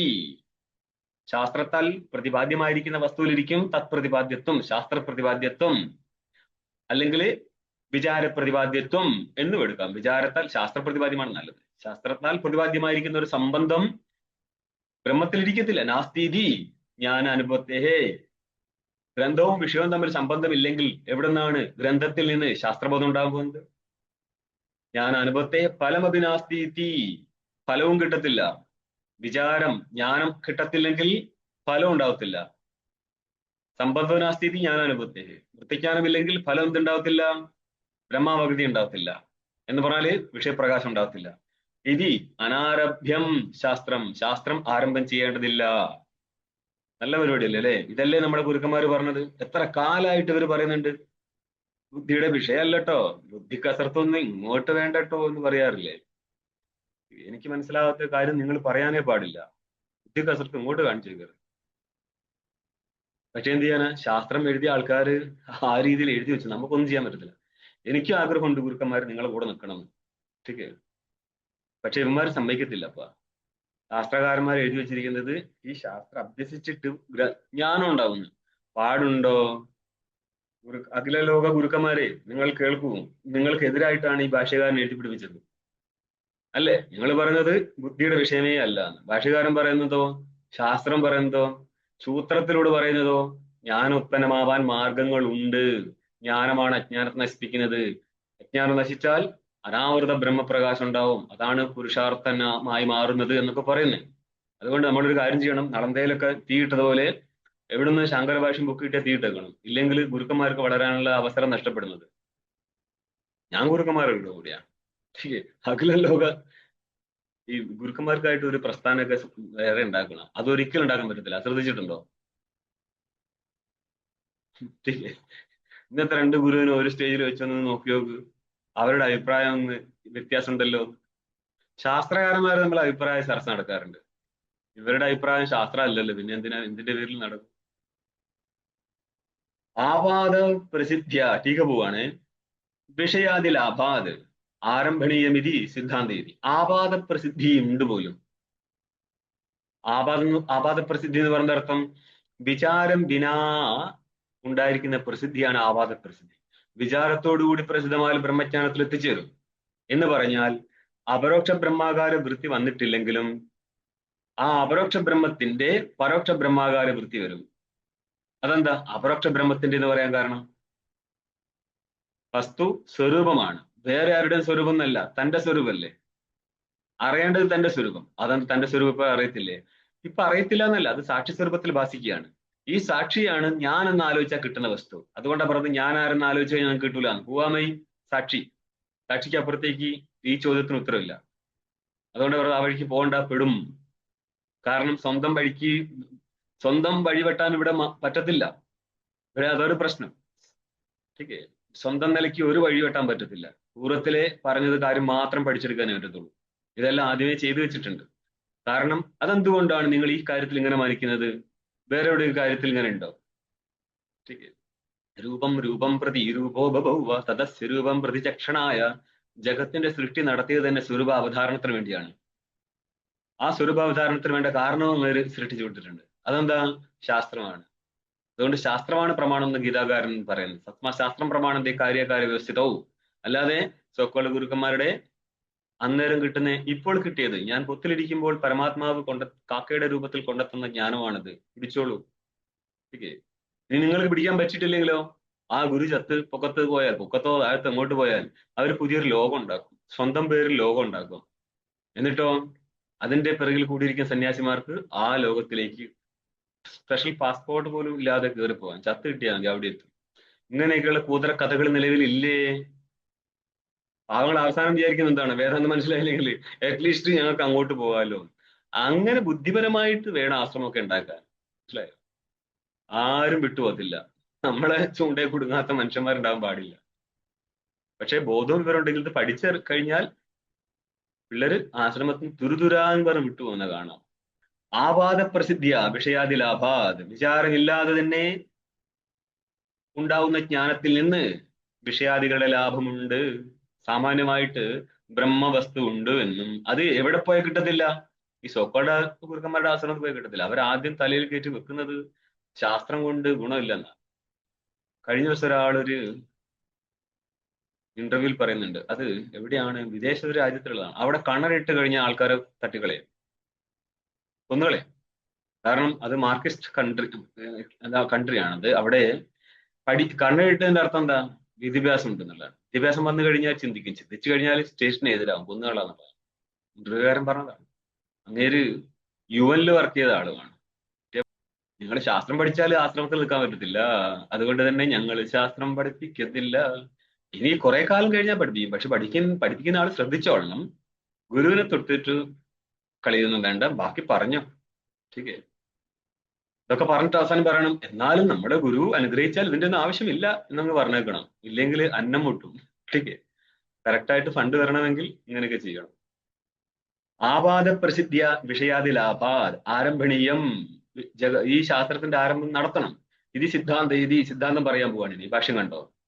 ഇത്രയും പറഞ്ഞ കാര്യങ്ങൾ ഞാൻ എന്റെ വീട്ടിൽ നിന്ന് കൊണ്ടുവച്ചോ എന്റെ തലയിൽ ഉദിച്ചതല്ല, ശാസ്ത്രീയമാണ്. ആർക്ക് വേണമെങ്കിലും കണ്ടനം നടത്തി കാണിക്കാം. ചിലർക്ക് തോന്നിച്ചിട്ടുണ്ടാവും ഞാൻ എന്തോ അധിക പ്രസംഗം നടത്താം. അല്ല, ഇതൊക്കെ ഇവിടെയുള്ള സാധനമാണ്. വിരോധം വന്നാൽ ഭാഷകാരൻ അങ്ങനെയാണെങ്കിൽ ഇവിടെ ഇപ്പോൾ മുച്ചോട് മുടിച്ചു പോകും. നിങ്ങൾ 2-ാം അധ്യായം വരട്ടെ.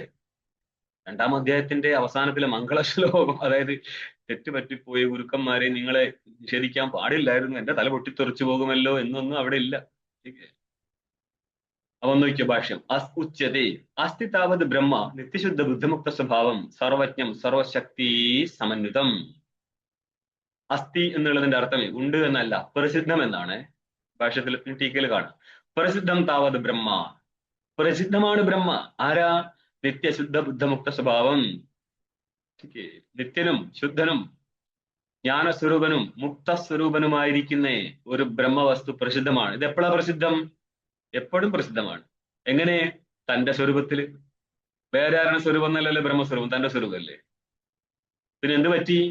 അവൻ, നിനക്ക് അജ്ഞാനം ഉണ്ടെങ്കിൽ അവൻ സർവജ്ഞനാണ്, നിനക്ക് അജ്ഞാനമില്ലെങ്കിൽ അവൻ ജ്ഞസ്വരൂപനാണ്. വ്യത്യാസം മനസ്സിലാകുന്നുണ്ടോ? നമ്മൾക്ക് അജ്ഞാനമുണ്ടെങ്കിൽ അവൻ സർവജ്ഞനാണ്, നമ്മൾക്ക് അജ്ഞാനമില്ലെങ്കിൽ നമ്മളുടെ സ്വരൂപമാണത്, ജ്ഞസ്വരൂപനാണ്. സർവൻ ജാനാതീതി സർവജ്ഞ അല്ല, സർവൻ ചാസോ ജ്ഞശ്ചേതി സർവജ്ഞ എന്ന് പറഞ്ഞു. 2 രീതിയിൽ ഇതിന് അന്വയം നടക്കും. ഇത് ഭാഷകാരൻ ഒരു പദം വെക്കുന്നത് വളരെ ബുദ്ധിപൂർവ്വമാണ്. ഇത് നിങ്ങൾ ബൃഹദാരണ്യത്തിൽ കണ്ടതാണ്. ठीक है. സർവജ്ഞ ശബ്ദം 2 രീതിയിലും കൊണ്ടുപോവാം. സർവത്തെയും അറിയുന്നവനായതുകൊണ്ട് സർവജ്ഞനാവാം, അല്ലെങ്കിലോ സർവമായിരിക്കുന്ന ജ്ഞാന സ്വരൂപനായതുകൊണ്ട് സർവജ്ഞ ശബ്ദപ്രയോഗം നടത്താം. സർവശക്തി സമന്വിതം, ജഗത്തുണ്ടെങ്കിൽ ജഗത്തിന്റെ നിയന്താവായതുകൊണ്ട് സകല ശക്തിയും അവിടെ ഉണ്ടായിരിക്കും. അവന്റെ സർവശക്തി സ്വരൂപം ജഡമാണോ ചേതനാണോ? ശക്തിമാനിൽ നിന്ന് ശക്തി ഭിന്നവും അല്ല അഭിന്നവും അല്ല, പിന്നെന്തായിരിക്കും? കൽപ്പിതമായിരിക്കും. കൽപ്പിതമായിരിക്കുന്ന ശക്തിയാണ്, വാസ്തവ ശക്തിയല്ല. സകല ശക്തി സമന്വിതമായിരിക്കുന്ന ഒരു ബ്രഹ്മസ്വരൂപം ഉണ്ട്. ശക്തി സമന്വിതമായിട്ടിരിക്കുമ്പോൾ ഈശ്വര രൂപത്തിൽ, ശക്തി എടുത്തു മാറ്റിക്കഴിഞ്ഞാൽ ശുദ്ധ ബ്രഹ്മസ്വരൂപത്തിൽ. അതുകൊണ്ട് ആദ്യം നിത്യശുദ്ധം എന്ന് പറഞ്ഞു തുടങ്ങിയിട്ട് സർവജ്ഞതയിൽ എത്തിച്ചേരുന്നത്. പരമ്പരയെ പിടിച്ചതാണ് കക്ഷി. ഇട്ടിക്ക് നോക്ക്. പ്രസിദ്ധം താവതീത്യർത്ഥ. ഇത് ഏതിന്റെ അർത്ഥം? അസ്ഥി എന്നുള്ളതിന്റെ അർത്ഥമാണ് പ്രസിദ്ധം. അതെന്തുകൊണ്ട് അങ്ങനെ പറയുന്നത്? അസ്തിത്വസ്യ അപ്രകൃതത്വേന അസ്ഥിപദസ്യ പ്രസിദ്ധപരത്വാത്. അസ്തിത്വം ഇവിടെ പ്രകൃതമല്ല. പ്രകൃത ശബ്ദത്തിനർത്ഥേ പ്രകരണ സംബന്ധി എന്നർത്ഥം. അപ്പൊ നമ്മൾ ഈ സംസാരിച്ചു പോകുന്ന സ്ഥലത്ത് അസ്തിത്വം അല്ല വേണ്ടത്, പ്രസിദ്ധിയെ കുറിച്ചാണ് ചോദിച്ചു. ഉണ്ടോ, ഉള്ളതാണോ, പ്രസിദ്ധമാണോ അല്ലയോ എന്നാണ്. അന്നപ്പോൾ എന്ത് പറ്റി? അസ്ഥിപദസ്യ പ്രസിദ്ധപരത്വാത്. അസ്ഥി എന്നുള്ള പദം പരം എന്നുള്ള താത്പര്യം, പ്രസിദ്ധി അർത്ഥകമാണെന്നർത്ഥം. പ്രസിദ്ധി പരമാണ്, പ്രസിദ്ധി താത്പര്യകമാണ്, പ്രസിദ്ധിയെ പറയാൻ വേണ്ടിയാണെന്നർത്ഥം. നനു കേന മാനേന ബ്രഹ്മണ പ്രസിദ്ധി. അപ്പൊ ചോദിക്കുകയാണ്, അല്ല ഏത് പ്രമാണം കൊണ്ടാണ് ബ്രഹ്മം പ്രസിദ്ധമാവുന്നത്? അതൊന്ന് പറഞ്ഞ. അല്ല സത്യജ്ഞാനമനന്തം എന്നുണ്ടല്ലോ, അപ്പൊ അതിനെ പൂർവക്ഷി കണ്ടനം നടത്തുകയാണ്. എന്നുവെച്ച സത്യജ്ഞാനമനന്തം ബ്രഹ്മ ഇതി ശ്രുത്യാ സാ ഇതി സേതി വാച്യം. സത്യജ്ഞാനമനന്തം എന്നുള്ള ശ്രുതി കൊണ്ട് ആ ബ്രഹ്മവസ്തുവിന്റെ പ്രസിദ്ധി ഉണ്ടല്ലോ എന്ന് പറയരുത്. അങ്ങനെയൊന്നും പറയരുത് നീ. എന്തുകൊണ്ടാ? ബ്രഹ്മശബ്ദസ്യ ലോകെ സംഗതി ഗ്രഹാഭാവേന തദ്ഘടിത വാക്യസ്യ അബോധകത്വാദ് ഇത്യാശങ്ക്യ ബ്രഹ്മപദ വ്യുത്പത്യ പ്രഥമം തസ്യ നിർഗുണസ്യ സഗുണസ്യ ച പ്രസിദ്ധിരിത്യാഹ. ഇനി കയറുകയാണ് വിഷയത്തിലേക്ക്. നമ്മൾ എന്താ പറയുന്നത്? ബ്രഹ്മശബ്ദസ്യ ലോകെ സംഗതി ഗ്രഹാഭാവേന. സംഗതി എന്ന് പറഞ്ഞ അർത്ഥം സംഗതി പിടികിട്ടിയോ? അതല്ല. സംഗതി എന്ന് പറഞ്ഞാൽ സംബന്ധം. സംബന്ധം. ഇവിടെ ഏത് സംബന്ധം? പദവും പദാർത്ഥവും തമ്മിൽ സംബന്ധത്തിന്റെ പേരെന്താ? ശക്തി. ശക്തി. ശരി. ഇത് പവർ എന്നുള്ള അർത്ഥത്തിലൊന്നും അല്ലത്. ഇത് ടെർമിനോളജിയിൽ കണ്ടെത്തേണ്ടത്. അതായത് ടെക്നിക്കൽ വേർഡ് ആണ്, അങ്ങനെ തന്നെ പഠിച്ചുവിടുക. പദവും പദാർത്ഥവും തമ്മിൽ സംബന്ധമാണ് ശക്തി. ശക്തി ഗ്രഹോ വ്യാകരണോപമാനാത് കോശാപ്തവാക്യാത് വ്യവഹാരതശ്ച വാക്യസ്യ ശേഷാത് വിവൃതേർ പദം ദി സാന്നിധ്യത സിദ്ധപദസ്യ വൃദ്ധാഹ. ഇങ്ങനെ പല കാരണങ്ങളിൽ നിന്നും ശക്തിജ്ഞാനം ഉണ്ടാവാം. ശക്തിജ്ഞാനം ഉണ്ടെങ്കിൽ മാത്രം പദത്തിൽ നിന്ന് പദാർത്ഥ ബോധം ഉണ്ടാവും. പദാർത്ഥബോധം ഉണ്ടായ ശേഷം പദാർത്ഥങ്ങളുടെ പരസ്പര അന്വയത്തെ വാക്യാർത്ഥമെന്നും പരസ്പര അന്വയ ബോധത്തെ വാക്യാർത്ഥ ബോധമെന്നും പറയും. അപ്പം വാക്യാർത്ഥ ബോധമാണ് എന്ത്? അപഗതിയുടെ കാരണമായിരിക്കുന്ന ജ്ഞാനം. അപ്പം ലോകത്തില് ബ്രഹ്മപദത്തിന്റെ സംഗതി ഗ്രഹിച്ചിട്ടില്ല. അതായത് ലോക അപഗത സാമർഥ്യ ശബ്ദാഹ വേദേവി ബോധകാഹ എന്ന് കുമാരിൽ ഭട്ടം പറയും. ലോകത്തിൽ ഏത് പദത്തിന് ഏതർത്ഥം ഗ്രഹിച്ചിട്ടുണ്ടോ അത് തന്നെയാണ് വേദത്തിലും അതിന്റെ അർത്ഥം. വേദത്തിൽ താല്പര്യമൊന്നുമില്ല. ശരി. എന്നപ്പോൾ ആദ്യം എന്ത് വേണം? ബ്രഹ്മപദത്തിന് ലോകത്തിൽ തന്നെ സംഗതി ഗ്രഹണം നടക്കണ്ടേ? കോവിദാരം ആനയാ എന്ന് പറഞ്ഞാല് കോവിദാരത്തെ എടുത്തുകൊണ്ട് കൊടുക്കുമോ? ഒറ്റ മരമായിരുന്നുവെങ്കിൽ നമ്മൾ കോവിദാരം മരമാണെന്ന് അറിഞ്ഞാൽ എടുത്തുകൊണ്ട് കൊടുക്കും. ഇല്ലെങ്കിൽ കൊണ്ടു കൊടുക്കത്തില്ല. അതെന്തുകൊണ്ടാ? കോവിദാര പദത്തിന്റെ അർത്ഥമായിരിക്കുന്ന കോവിദാര അർത്ഥം ആയിട്ടുള്ള സംബന്ധത്തെ ഗ്രഹിക്കാൻ പറ്റാത്തത് കൊണ്ട്. മനസ്സിലായോ? അപ്പം പദാർത്ഥ ബോധം ശക്തിജ്ഞാനം ഉണ്ടെങ്കിലേ നടക്കത്തുള്ളൂ. ബ്രഹ്മപദസ്യ ലോകേ സംഗതി ഗ്രഹാഭാവന്, ലോകത്തില് ബ്രഹ്മപദത്തിന്റെ സംഗതി ശക്തിഗ്രഹണം നടന്നിട്ടില്ല എന്ന് പറയാൻ ബ്രഹ്മവും പദവും ബ്രഹ്മപദാർത്ഥവും തമ്മിൽ സംബന്ധമായിരിക്കും ശക്തിയെ ലോകത്തിൽ ഗ്രഹിക്കാൻ പറ്റിയിട്ടില്ല. അതുകൊണ്ട് തന്നെ തത്കടിത വാക്യത സത്യജ്ഞാനമനന്തം ബ്രഹ്മ, അത് ആ വാക്യത്തിൽ നിന്ന് വാക്യത്തിന് ബോധകത ഉണ്ടാവത്തില്ല. അബോധകത്വാത് വാക്യം ബോധകനാവണമെങ്കിൽ, വാക്യാർത്ഥജ്ഞാനം ഉണ്ടാവണമെങ്കിൽ ആദ്യം പദാർത്ഥ ബോധം ഉണ്ടാവണം. പദാർത്ഥ ബോധം ഉണ്ടാവണമെങ്കിൽ ശക്തിജ്ഞാനം ഉണ്ടായിരിക്കണം. ठीक है. പദജ്ഞാനം തുകരണം ദ്വാരം തത്ര പദാർത്ഥ ദീഹി ശാബ്ദബോധ ഫലം തത്ര ശക്തി സഹകാരിണി. സഹകാരി കാരണമായിരിക്കും ശക്തിജ്ഞാനം ഉണ്ടായിരിക്കണം. എങ്കിൽ മാത്രമേ പദാർത്ഥ ബോധം ഉണ്ടാക്കുള്ളൂ. പദാർത്ഥ ബോധം ഉണ്ടെങ്കിൽ മാത്രമേ വാക്യാർത്ഥ ബോധത്തിൽ എത്തത്തുള്ളൂ. ഇവിടെ ഇപ്പോൾ പദാർത്ഥ ബോധം ഇല്ല എന്നുള്ളത് കൊണ്ട് സത്യജ്ഞാനം അനന്തം ബ്രഹ്മ എന്നുള്ള വാക്യത്തിൽ നിന്ന് വാക്യാർത്ഥ ബോധം എവിടെ ഉണ്ടാവാനാണ്? ഇത്യാശങ്ക എന്ന് പൂർവപക്ഷി ആശങ്ക നടത്തെ. ഇത്രയും വരെ ആശങ്കയാണ് നനു മുതൽ. ബ്രഹ്മപദ വ്യുത്പത്യ പ്രഥമം തസ്യ നിർഗുണസ്യ സഗുണസ്യ ച പ്രസിദ്ധിരിത്യാഹ. ബ്രഹ്മ എന്നുള്ളൊരു പദമുണ്ട്, അതിനെ വ്യുത്പാദനം നടത്തുകയാണ് എന്ന് പറഞ്ഞാൽ ഏത് അർത്ഥത്തിലാണ് ആ പദം വന്നത് എന്നുള്ളതിനെ നിരൂപിക്കുന്നതിനെയാണ് വ്യുത്പാദനം എന്ന് പറയാം. ഈ ബ്രഹ്മപദ വ്യുത്പത്തി വഴി എന്ത് നിർണയിക്കാം? ബ്രഹ്മപദാർത്ഥത്തെ നിർണയിക്കാം. പ്രഥമം ആദ്യം എന്ത് ചെയ്യാൻ പോവാണ്? തസ്യ നിർഗുണസ്യ സഗുണസ്യ ച പ്രസിദ്ധി, അത് നിർഗുണ രൂപത്തിലും സഗുണ രൂപത്തിലും പ്രസിദ്ധമാണെന്നാണ് പറയുന്നത്. ഭാഷ്യം കണ്ടോ? ബ്രഹ്മശബ്ദസ്യ ഹി വ്യുത്പാദ്യമാനസ്യ നിത്യശുദ്ധ ബുദ്ധമുക്തത്വാദിയോ അർത്ഥാഹ പ്രതീയന്തേ ബൃഹദേർധാതോർ അർത്ഥാനുഗമാത്. ധാതോരർത്ഥാനുഗമാത് ബൃഹദേർധാതോ. ബൃഹതി അതായത് ധാതു നിർദ്ദേശം പറയും. ധാതുവിനെ കാണിക്കാൻ വേണ്ടിയിട്ട് അതിന്റെ സുബന്ധങ്ങളോ തിങ്ങന്തങ്ങളോ ആണ് എടുത്ത് കാണിക്കുക. അപ്പം ബൃഹതി എന്നുള്ളതിന്റെ ഷഷ്ടിയാണ് ബൃഹദേർ. ശരിക്കത് ബൃഹവൃദ്ധോ എന്നുള്ള ധാതുവിനെ കാണിക്കാൻ വേണ്ടിയിട്ടാണ് ആ ധാതുവിൽ നിന്നുണ്ടായിരിക്കുന്ന ക്രിയാപദത്തെ എടുത്ത് കാണിക്കുന്നത്. ബൃഹദേ ധാതോർ അർത്ഥാനുഗമാത്, അർത്ഥ അന്വയം നടക്കുന്നതിനാൽ. അതായത് ബൃഹവൃദ്ധോ എന്നാണ് ധാതു. അതിന് ബൃഹേർനോ അച്ഛ എന്നൊരു സൂത്രമുണ്ട്.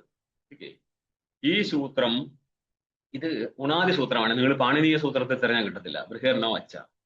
ലക്ഷർ മുട്ട് എന്നൊക്കെയുള്ള കുറെ സൂത്രങ്ങൾ ലക്ഷ്മി ശബ്ദം ഉണ്ടാക്കാൻ മുട്ടടിക്കും. ഇതാണ് പ്രത്യേകം വരുന്നതാണ്, അല്ലാതെ സ്വന്തം മുട്ടടിക്കുന്നതല്ല. അപ്പോ അവിടെയുള്ള ബൃഹേർനോ അച്ഛ എന്നുള്ള സൂത്രത്താല് മനിന് പ്രത്യവും വരും, ബൃഹന് നഗാരത്തിന് അകാരം വരും. അപ്പൊ നഗാരത്തിന് അകാരം വന്നാൽ പരത്തിലിരിക്കുന്ന ബൃ എന്നുള്ള ഋകാരം ഇക്കോ എനർജി സൂത്രം കൊണ്ട് ബ്ര എന്നായി മാറി. അപ്പം ബ്രഹ്മൻ എന്നായി. ठीके. പ്രാതിപതികം ബ്രഹ്മൻ എന്ന് വരും. അവിടെ നിന്ന് ബ്രഹ്മ ബ്രഹ്മണി ബ്രഹ്മാണി എന്നോ ബ്രഹ്മാ ബ്രഹ്മാണു ബ്രഹ്മാണഹ എന്നോ നിങ്ങൾക്ക് രൂപസിദ്ധിക്കാൻ പറ്റും. അപ്പൊ ഇതെന്താണ് അർത്ഥം? വൃദ്ധൗ വൃദ്ധ്യർത്ഥക ധാതുവാണിത്. അപ്പൊ സർവവ്യാപകൻ എന്നുള്ള അർത്ഥത്തിലാണ് ബ്രഹ്മശബ്ദം ഉണ്ടാവുന്നത് എന്ന് പറഞ്ഞാൽ ബൃഹധാതുവിൽ നിന്ന് ഉത്പന്നമായതുകൊണ്ട് ബ്രഹ്മശബ്ദത്തിന് സർവ്വവ്യാപക അർത്ഥം കിട്ടും. ബ്രഹ്മശബ്ദസ്യ ഹി ഉത്പാദ്യമാനസ്യ, അതായത് ബ്രഹ്മശബ്ദത്തിന് നമ്മൾ അർത്ഥനിരൂപണം ചെയ്യുകയാണെങ്കിൽ ധാതുവിൽ നിന്ന് എങ്ങനെയാണ് അത് ഡെറിവേറ്റഡ് രൂപം ആയതെന്ന് നോക്കിക്കഴിഞ്ഞാല് നിത്യ ശുദ്ധത്വാദിയോ നിത്യത്വ ശുദ്ധത്വ അഭാവവിദ്ധത്വാദി ധർമ്മങ്ങളെ നമ്മൾക്ക് ഇവിടെ കാണാൻ പറ്റും. അർത്ഥാഹ പ്രതീയന്തേ. ഇതിന് ഡീറ്റെയിൽ ഇപ്പോൾ ടീക്കയിൽ വരും. എന്തുകൊണ്ട് ഇങ്ങനെ നിത്യശുദ്ധ ബുദ്ധമുക്തത്വാദി അർത്ഥങ്ങൾ കേവലം ബ്രഹ്മശബ്ദ വ്യുത്പത്തി നടത്തുമ്പോൾ കിട്ടുന്നത് എന്ന് കാണാം. അതിന് ഭാഷകാരൻ ആദ്യം പറയാണ് ബൃഹദേർ ധാതോർ അർത്ഥാനുഗമാത്. ബൃഹതി എന്നുള്ള ധാതു എന്ന് ഉദ്ദേശിച്ചത് വൃദ്ധോ എന്നുള്ള ധാതുവിന് ഈ അർത്ഥമുണ്ട്. ഏത്? നിത്യശുദ്ധത്വാദി അർത്ഥം കിട്ടും. അതെങ്ങനെ കിട്ടും എന്നുള്ളത് അവിടെ സ്പഷ്ടമല്ല. അതുകൊണ്ട് ടീക്ക നോക്ക്. അസ്യ അർത്ഥ, ഇതിന്റെ അർത്ഥം എന്താണ്? ശ്രുതൗ സൂത്രേ ച ബ്രഹ്മപദസ്യ പ്രയോഗ അന്യഥാനുഭൂത്യ കശ്ചിത് അർത്ഥോ അസ്തീതി ജ്ഞായതേ. അർത്ഥം വിനാ ശ്രുതൗ സൂത്രേ ച ബ്രഹ്മപദ പ്രയോഗ അസംഭവാത്. പ്രത്യേകിച്ച് ബ്രഹ്മപദത്തിന് അർത്ഥമില്ല എങ്കിൽ ഒരിക്കലും ശ്രുതിയിലും സൂത്രത്തിലും ബ്രഹ്മപദ പ്രയോഗം നടത്തത്തില്ലായിരുന്നു. അർത്ഥാപത്തി പ്രമാണമാണ്. അർത്ഥം വിനാ പ്രയോഗഭാവാത് അർത്ഥോ അസ്തി. അർത്ഥമില്ല എങ്കിൽ പ്രയോഗം നടക്കത്തില്ലായിരുന്നു എന്നുള്ളത് കൊണ്ട് ബ്രഹ്മപദത്തിന് അർത്ഥം ഉണ്ട് എന്ന് മനസ്സിലാക്കണം. ന്യായതേ പ്രമാണവാക്യ നിരർത്ഥക ശബ്ദ പ്രയോഗാദർശനാത്. പ്രമാണവാക്യമായിരിക്കുന്ന വേദാന്ത വാക്യങ്ങളിൽ നിരർത്ഥകമായിരിക്കുന്ന ശബ്ദപ്രയോഗം നടക്കത്തില്ല, കണ്ടിട്ടേയില്ല. തച അർത്ഥോ മഹത്വരൂപ ഇതി വ്യാകരണ നിശ്ചയതേ. ഈ അർത്ഥം എന്താണ്? വ്യാകരണത്തിൽ നിശ്ചയിക്കുമ്പോൾ മഹത്വമാണ് ഇതിന്റെ അർത്ഥം എന്ന് കിട്ടും. അതെന്തുകൊണ്ടാ? ബ്രഹ്മി വൃദ്ധൗ ഇതി സ്മരണാത്. ധാതുപാഠത്തിലെ ബ്രഹ്മി വൃദ്ധൗ എന്നാണ് ഇതിനെ സ്മരിച്ചത്. ഇതിന്റെ അർത്ഥം പറഞ്ഞത് വൃദ്ധി എന്നുള്ള അർത്ഥത്തിലാണ്. വൃദ്ധൗ വൃദ്ധൗ വൃദ്ധൗ എന്ന് സപ്തം എന്താണ് ഉദ്ദേശിച്ചത്? വൃദ്ധി അർത്ഥകേ എന്നാണ്. വൃദ്ധി എന്നുള്ള അർത്ഥത്തിലാണ് ബ്രഹ്മി ധാതു ഉപയോഗിച്ചിരിക്കുന്നത്. എന്നപ്പോൾ അതിൽ നിന്ന് കിട്ടുന്ന രൂപം വൃദ്ധി അർത്ഥകമായിരിക്കണം. അപ്പൊ വൃദ്ധി എവിടെ കൊണ്ടുവച്ച് നിർത്തും? സാച വൃദ്ധിർ നിരവധിക മഹത്വമിതി സങ്കോചകാഭാവാത്. ഈ അർത്ഥത്തെ സങ്കോചം ചെയ്യിക്കാൻ മറ്റൊരു പ്രമാണമില്ല എന്നുള്ളതിനാൽ വൃദ്ധി എവിടെ എത്തിച്ചേരും? നിരവധിക മഹത്വം. പരിമാണം എത്ര വിധമുണ്ട്? 4 വിധം. അണു, മഹത്, ഹ്രസ്വം, ദീർഘം. അതിനെ പരമമധ്യമം ചേർത്താലും 4 കിട്ടത്തുള്ളൂ അല്ലെ? പരമ അണുത്വ, പരമ ഹ്രസ്വത്വം പരമാണുവിലും, മധ്യമ അണുത്വം മധ്യമ ഹ്രസ്വത്വം ദണുകത്തിലും, മധ്യമ മഹത്വം മധ്യമ ദീർഘത്വം തൃണുകാദികളിലും, പരമ മഹത്വം പരമ ദീർഘത്വം വ്യാപക വസ്തുവിലും ചെയ്യും. അന്നപ്പോൾ ഇവിടെ എന്താ കിട്ടുന്നത്? സങ്കോചകൻ ഇല്ല എന്നുള്ളതിനാൽ നിരവധിക മഹത്വം, ഒരു അവധി എന്ന് പറഞ്ഞാൽ ഒരു പ്രതിബന്ധവും ഇല്ലാത്ത രീതിയിലെ മഹത്വം പറയണം. അപ്പോൾ ഇത് സർവ്വവ്യാപക വസ്തുവായി മാറും. ശ്രുതൗ അനന്തപദേന സഹ പ്രയോഗാച്ഛാജ്ഞായതി. അതിനൊരു കാരണം കൂടി പറയാണ്. സത്യജ്ഞാനം അനന്തം ബ്രഹ്മ. അപ്പൊ ബ്രഹ്മശബ്ദം മുന്നേ എന്താ പറയുന്നത്? അനന്തം. അപ്പൊ അനന്തപദത്തോട് കൂടെയാണ് പ്രയോഗം നടത്തിയത് ബ്രഹ്മപദത്തെ. അതുകൊണ്ട് എന്ത് മനസ്സിലാക്കണം? അനന്തം എന്നുള്ളത് കൊണ്ട് നിരവധികമായിരിക്കുന്ന ഒരു മഹത്വം മനസ്സിലായിക്കൊള്ളണം. നിരവധിക മഹത്വം ച അന്ധവത്വാദി ദോഷവത്വേ സർവജ്ഞത്വാദി ഗുണഹീനത്വേ ച ന സംഭവതി. നിരവധികമായിരിക്കുന്ന ഒരു മഹത്വം, ഒരു അവധിയുമില്ല. ഒരു പ്രതിബന്ധകൻ, അവധി എന്ന് പറഞ്ഞ പ്രതിബന്ധകനാണ്. ഒരു പ്രതിബന്ധകനും ഇല്ലാത്ത രീതിയിൽ മഹത്വം കിട്ടണമെങ്കിൽ അവിടെ അന്ധവത്വം എന്നുള്ള ദോഷം ഇരിക്കാൻ പാടില്ല, സർവജ്ഞത്വാദി ഗുണഹീനത്വം ഇരിക്കാൻ പാടില്ല എന്ന്. ഗുണത്താൽ ഹീനമാണെങ്കിൽ നിരവധികമായിരിക്കുന്ന ഒരു മഹത്വം കിട്ടത്തില്ല. അതിനേക്കാൾ മഹത്തായിരിക്കുന്ന വേറെന്തെങ്കിലും കയറി വരൂലേ? സാവധികമായിരിക്കുന്ന ഒരു മഹത്വമാണ് ഹിരണ്യഗർഭൻ വരെ ഉള്ളൂ. കാരണം അവന്റെ അപ്പം വേറൊരു ഈശ്വരൻ കയറിയിരിക്കുന്നുണ്ട്. രാജാക്കന്മാരിലും ഒരാള് സാമ്രാട്ടും മറ്റൊരാൾ രാജാവാണെങ്കിൽ രാജാവിനേക്കാൾ മികച്ചവൻ സാമ്രാട്ട് കയറിയിരിക്കുന്നുണ്ട്. അപ്പോൾ അവിടെ സാവധികമായിരിക്കുന്ന ഒരു മഹത്വമേ ഉള്ളൂ. ഇവിടെ നിരവധികമായിരിക്കുന്ന മഹത്വം എന്ന് പറഞ്ഞാൽ അവന് വേറൊരു അവധി ഇരിക്കുന്നില്ല. അതുകൊണ്ടാണ് നിരവധികമായിരിക്കുന്ന ഒരു മഹത്വം. അത് സർവജ്ഞത്വം ഇല്ലെങ്കിൽ കിട്ടത്തില്ല. അപ്പൊ സർവജ്ഞൻ വേറെ ഇരുന്നാൽ ഈ ബ്രഹ്മം സാവധിക മഹത്വമുള്ളവനായി പോകും. അതുകൊണ്ട് ഇവന്റെ സർവജ്ഞത്വം പറഞ്ഞേ പറ്റത്തുള്ളൂ. പിടികിട്ടിയോ? ലോകേ ഗുണഹീന ദോഷവതോർ അല്പത്വ പ്രസിദ്ധി. അതെന്തുകൊണ്ടാ? ലോകത്തിലും ഗുണരഹിതനും അതേപോലെ ദോഷ ഉള്ളവനാണെങ്കിൽ അവൻ അല്പനാണെന്ന് പ്രസിദ്ധമാണ്. അതുകൊണ്ട് ഈ ബ്രഹ്മത്തിൽ നിരവധിക മഹത്വം ഉണ്ടെങ്കിൽ സർവജ്ഞത്വാദി ഗുണങ്ങൾ ഉണ്ടായിരിക്കണം. സർവജ്ഞത്വം, സർവനിയന്ത്രത്വം, സർവകാമത്വം ഇതെല്ലാം ഉണ്ടായിരിക്കണം. അതോ ബ്രഹ്മണാദ് ബ്രഹ്മേരി വ്യുത്പത്തിയ. കണ്ടോ? ബ്രഹ്മവൃദ്ധവും ഒരു നഗാരുണ്ട് കേട്ടോ. ഇല്ലാത്ത രൂപവും 2 ധാതുക്കളുണ്ട് അതിൽ. ആ 2 ധാതുക്കളിൽ നഗാരുണ്ട്. പിന്നെ പറയുമ്പോൾ അത് നഗാറില്ലാതെ മിക്കവാറും പറയാറുള്ളൂ. അതോ ബ്രഹ്മണാദ് ബ്രഹ്മേരി വ്യുത്പത്തിയ. ഇത് ശബ്ദ വ്യുത്പത്തി പറയാണ്. ശബ്ദത്തിന്റെ അർത്ഥമാണ് ബ്രഹ്മണാദ് ബ്രഹ്മ.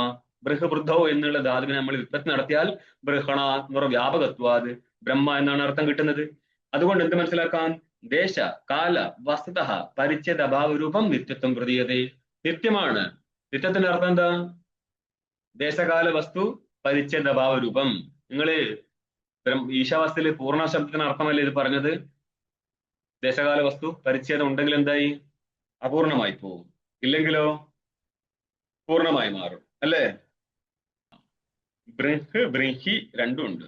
ശരി, 2ലും നകാരം വരും. അപ്പൊ എവിടെത്തി? നിത്യത്വം ച പ്രതീയതേ. അവിദ്യാദി ദോഷശൂന്യത്വം ശുദ്ധത്വം. ഇത് ഭാഷ്യത്തിലെ ശുദ്ധത്വത്തിന് അർത്ഥം പറയാണ്. ആദ്യത്തെ അശുദ്ധിയാണ് എന്ത്? അവിദ്യ. പിന്നെ വേറെ എന്ത് അശുദ്ധി ഇരുന്നിട്ടും കാര്യമില്ല. ആദ്യത്തെ അശുദ്ധിയാണ് അവിദ്യ. അതുണ്ടെങ്കിൽ എല്ലാവരും അശുദ്ധന്മാര് തന്നെയാണ്. ഒരൊറ്റ ശുദ്ധനെ ഉണ്ടാവത്തുള്ളൂ. ആര്? ബ്രഹ്മസ്വരൂപജ്ഞാനി. ഇതിപ്പോ ജ്ഞാനി ഉദ്ദേശിച്ചിട്ടല്ല, ബ്രഹ്മസ്വരൂപത്തെ ഉദ്ദേശിച്ച പറയുന്നത്. ജ്ഞാനി ബ്രഹ്മസ്വരൂപമാണ് താനും. അപ്പോൾ അവിദ്യാദി ദോഷശൂന്യമാണ് ശുദ്ധത്വം. ജാഡ്യരാഹിത്യം ബുദ്ധത്വം. ജഡത്വം അല്ല, അവിദ്യ എന്നുള്ള ജഡം ബ്രഹ്മത്തിൽ ഇരിക്കുന്നില്ലേ, അപ്പോഴല്ലേ ഈശ്വരനാവത്തുള്ളൂ. അപ്പൊ നമ്മൾ ഈശ്വരനെ കുറിച്ചല്ല പറഞ്ഞത്, പിന്നെ ശുദ്ധ ബ്രഹ്മത്തെ കുറിച്ചാണ് പറഞ്ഞത്. അവിടെ അവിദ്യയുമില്ല. ഇനി നിലവിളിക്കണ്ട, ഞങ്ങളുടെ ഈശ്വരനെ, ഇവൻ കുറെ നേരമായിട്ട് ദേവതയെ തന്നെ കശാപ്പ് ചെയ്യായിരുന്നു, ഇനി ഈശ്വരനെ കശാപ്പ് ചെയ്യുമോ? എടോ, കേവലനായിരിക്കുന്ന ബ്രഹ്മവസ്തുള്ളൂ. ഞാനൊരു ഈ ദേവതയും കശാപ്പ് ചെയ്യാൻ വന്നതല്ല. കല്ല് ദേവനല്ലെന്ന് പറയാൻ ഉദ്ദേശിച്ചിട്ടുള്ളൂ. അത് കയ്യിൽ വെച്ചാൽ മതി. കല്ലിനെ ദേവനാക്കി എടുക്കേണ്ട ഉദ്ദേശം അത് വേറെ ഉദ്ദേശമായിരുന്നു. ഓക്കെ, ഈ സൊസൈറ്റിയെ മൊത്തം ആക്കിയതും പോരെ, പിന്നെയും പട്ടിക്ക് മുറുമുറുക്കു എന്ന് പറഞ്ഞ പോലെയാണ്. എന്നാലും വിടത്തില്ല. ഞങ്ങളുടെ കല്ലിന്റെ അടുത്ത് കളിച്ചേക്കരുത്, കല്ലെടുത്തെറിയും. ബന്ധകാലേപി സ്വതോ ബന്ധാഭാവോ മുക്തത്വം ച പ്രതീയത്തെ. നോക്കണം, ബന്ധകാലേപി എന്ന് പറയുന്ന അർത്ഥം ആവിദ്യവുമായിട്ട് നമ്മൾ ബദ്ധനാണ്, ജീവനാണ് എന്ന് ചിന്തിക്കുമ്പോൾ പോലും വാസ്തവത്തിൽ അതിൽ അവിദ്യ ഉണ്ടോ? ഇല്ല. ജീവത്വമുണ്ടോ? ഇല്ല. പിന്നെ ദേവത്വമുണ്ടോ? ഇല്ല. മനസ്സിലായോ? അതുകൊണ്ടാണ് പറഞ്ഞത് കല്ല് ബുദ്ധിയിൽ നിന്ന് മാറ മക്കളെ എന്ന് പറയാൻ കാരണം. ഇവിടെ ദേവനെ എടുത്തിട്ട് സൈഡ് കളയാണ്. കേവല ബ്രഹ്മസ്വരൂപത്തെയാണ് പറയേണ്ടത്. സ്വതോ ബന്ധാഭാവ, സ്വരൂപത്തിൽ ബന്ധമേ ഇല്ല. അതുകൊണ്ട് എന്താ? നിത്യമുക്തനാണവൻ. ഏവം സകല ദോഷശൂന്യം നിർഗുണം പ്രസിദ്ധം. ഇപ്രകാരം ഒരു ദോഷവും ഇല്ലാത്ത നിർഗുണൻ പ്രസിദ്ധമാണ്. നോക്കണം കേട്ടോ, എവിടുന്ന് കയറിയതാ? ലോകത്ത് പ്രസിദ്ധമാണെന്ന് പറഞ്ഞിട്ട്. അതെന്തുകൊണ്ടാ? വ്യാകരണം ലൗകികമാണ്. ബൃഹവൃദ്ധവും എന്നുള്ള ധാതുവിന് നിരൂപണം നടത്തിയാൽ പോലും നമ്മൾക്ക് ബ്രഹ്മം നിത്യശുദ്ധ ബുദ്ധിമുക്തനാണെന്ന് കണ്ടെത്താം. അത് ഞാനാണെന്ന് അറിയാത്ത പ്രശ്നമേ ഉള്ളൂ. എങ്ങനെ? അപരോക്ഷമായിട്ട്. അതല്ലെങ്കിൽ ശബ്ദത്തിൽ നിന്ന് സാമാന്യമായിട്ട് അറിയാൻ പറ്റും. ശബ്ദം പക്ഷെ പ്രമാണം വേദമാണ്. തഥാ സർവജ്ഞത്വാദി ഗുണകം തത്പദവാച്യം പ്രസിദ്ധം. ഇപ്രകാരം സർവജ്ഞത്വാദി ഗുണോ യസ്യ ബ്രഹ്മണ തദ് ബ്രഹ്മ സർവജ്ഞത്വാദി ഗുണകം. തത്പദവാച്യം, തത്പദത്തിന്റെ വാച്യം. നോക്കണം, ഈ തത്പദം എവിടെ നിന്ന് കയറി വന്നാ? എവിടെയാണെങ്കിലും മനസ്സിലാക്കിക്കൊള്ളുക, തത്വമസി സ്ഥലത്ത് തത്പദമായിരിക്കും ഇത്. തത്പദത്തിന്റെ വാച്യാരാ? ഈശ്വരൻ. ഈശ്വരനും പ്രസിദ്ധമാണ്. നോക്കണം, ഭാഷ്യകാരൻ ചെയ്തത് നിത്യശുദ്ധൻ എന്ന് പറഞ്ഞിട്ട് തിരിച്ചിട്ട് പെട്ടെന്ന് തന്നെ സർവജ്ഞൻ എന്ന് പറഞ്ഞു. അതെന്തുകൊണ്ടാ? ഈ സർവജ്ഞൻ തന്നെയാണ് സർവജ്ഞത ഇല്ലാതിരിക്കുമ്പോൾ ജ്ഞസ്വരൂപനായിട്ടിരിക്കുന്നത്. അവനെയാണ് അറിയേണ്ടത്. സാക്ഷിയല്ല, ഈശ്വരനെയല്ല അറിയേണ്ടത്, കേവല ബ്രഹ്മത്തെയാണ് അറിയേണ്ടത്. അതുകൊണ്ടാണ് നമ്മൾ സ്വപ്പൾ ഗുരുക്കന്മാർ കൊണ്ടുവരുമ്പോൾ സൈഡ് കളയുന്നത്. നിങ്ങൾക്ക് പുതിയൊരു മാർഗം വെട്ടാം, കുഴപ്പമൊന്നുമില്ല.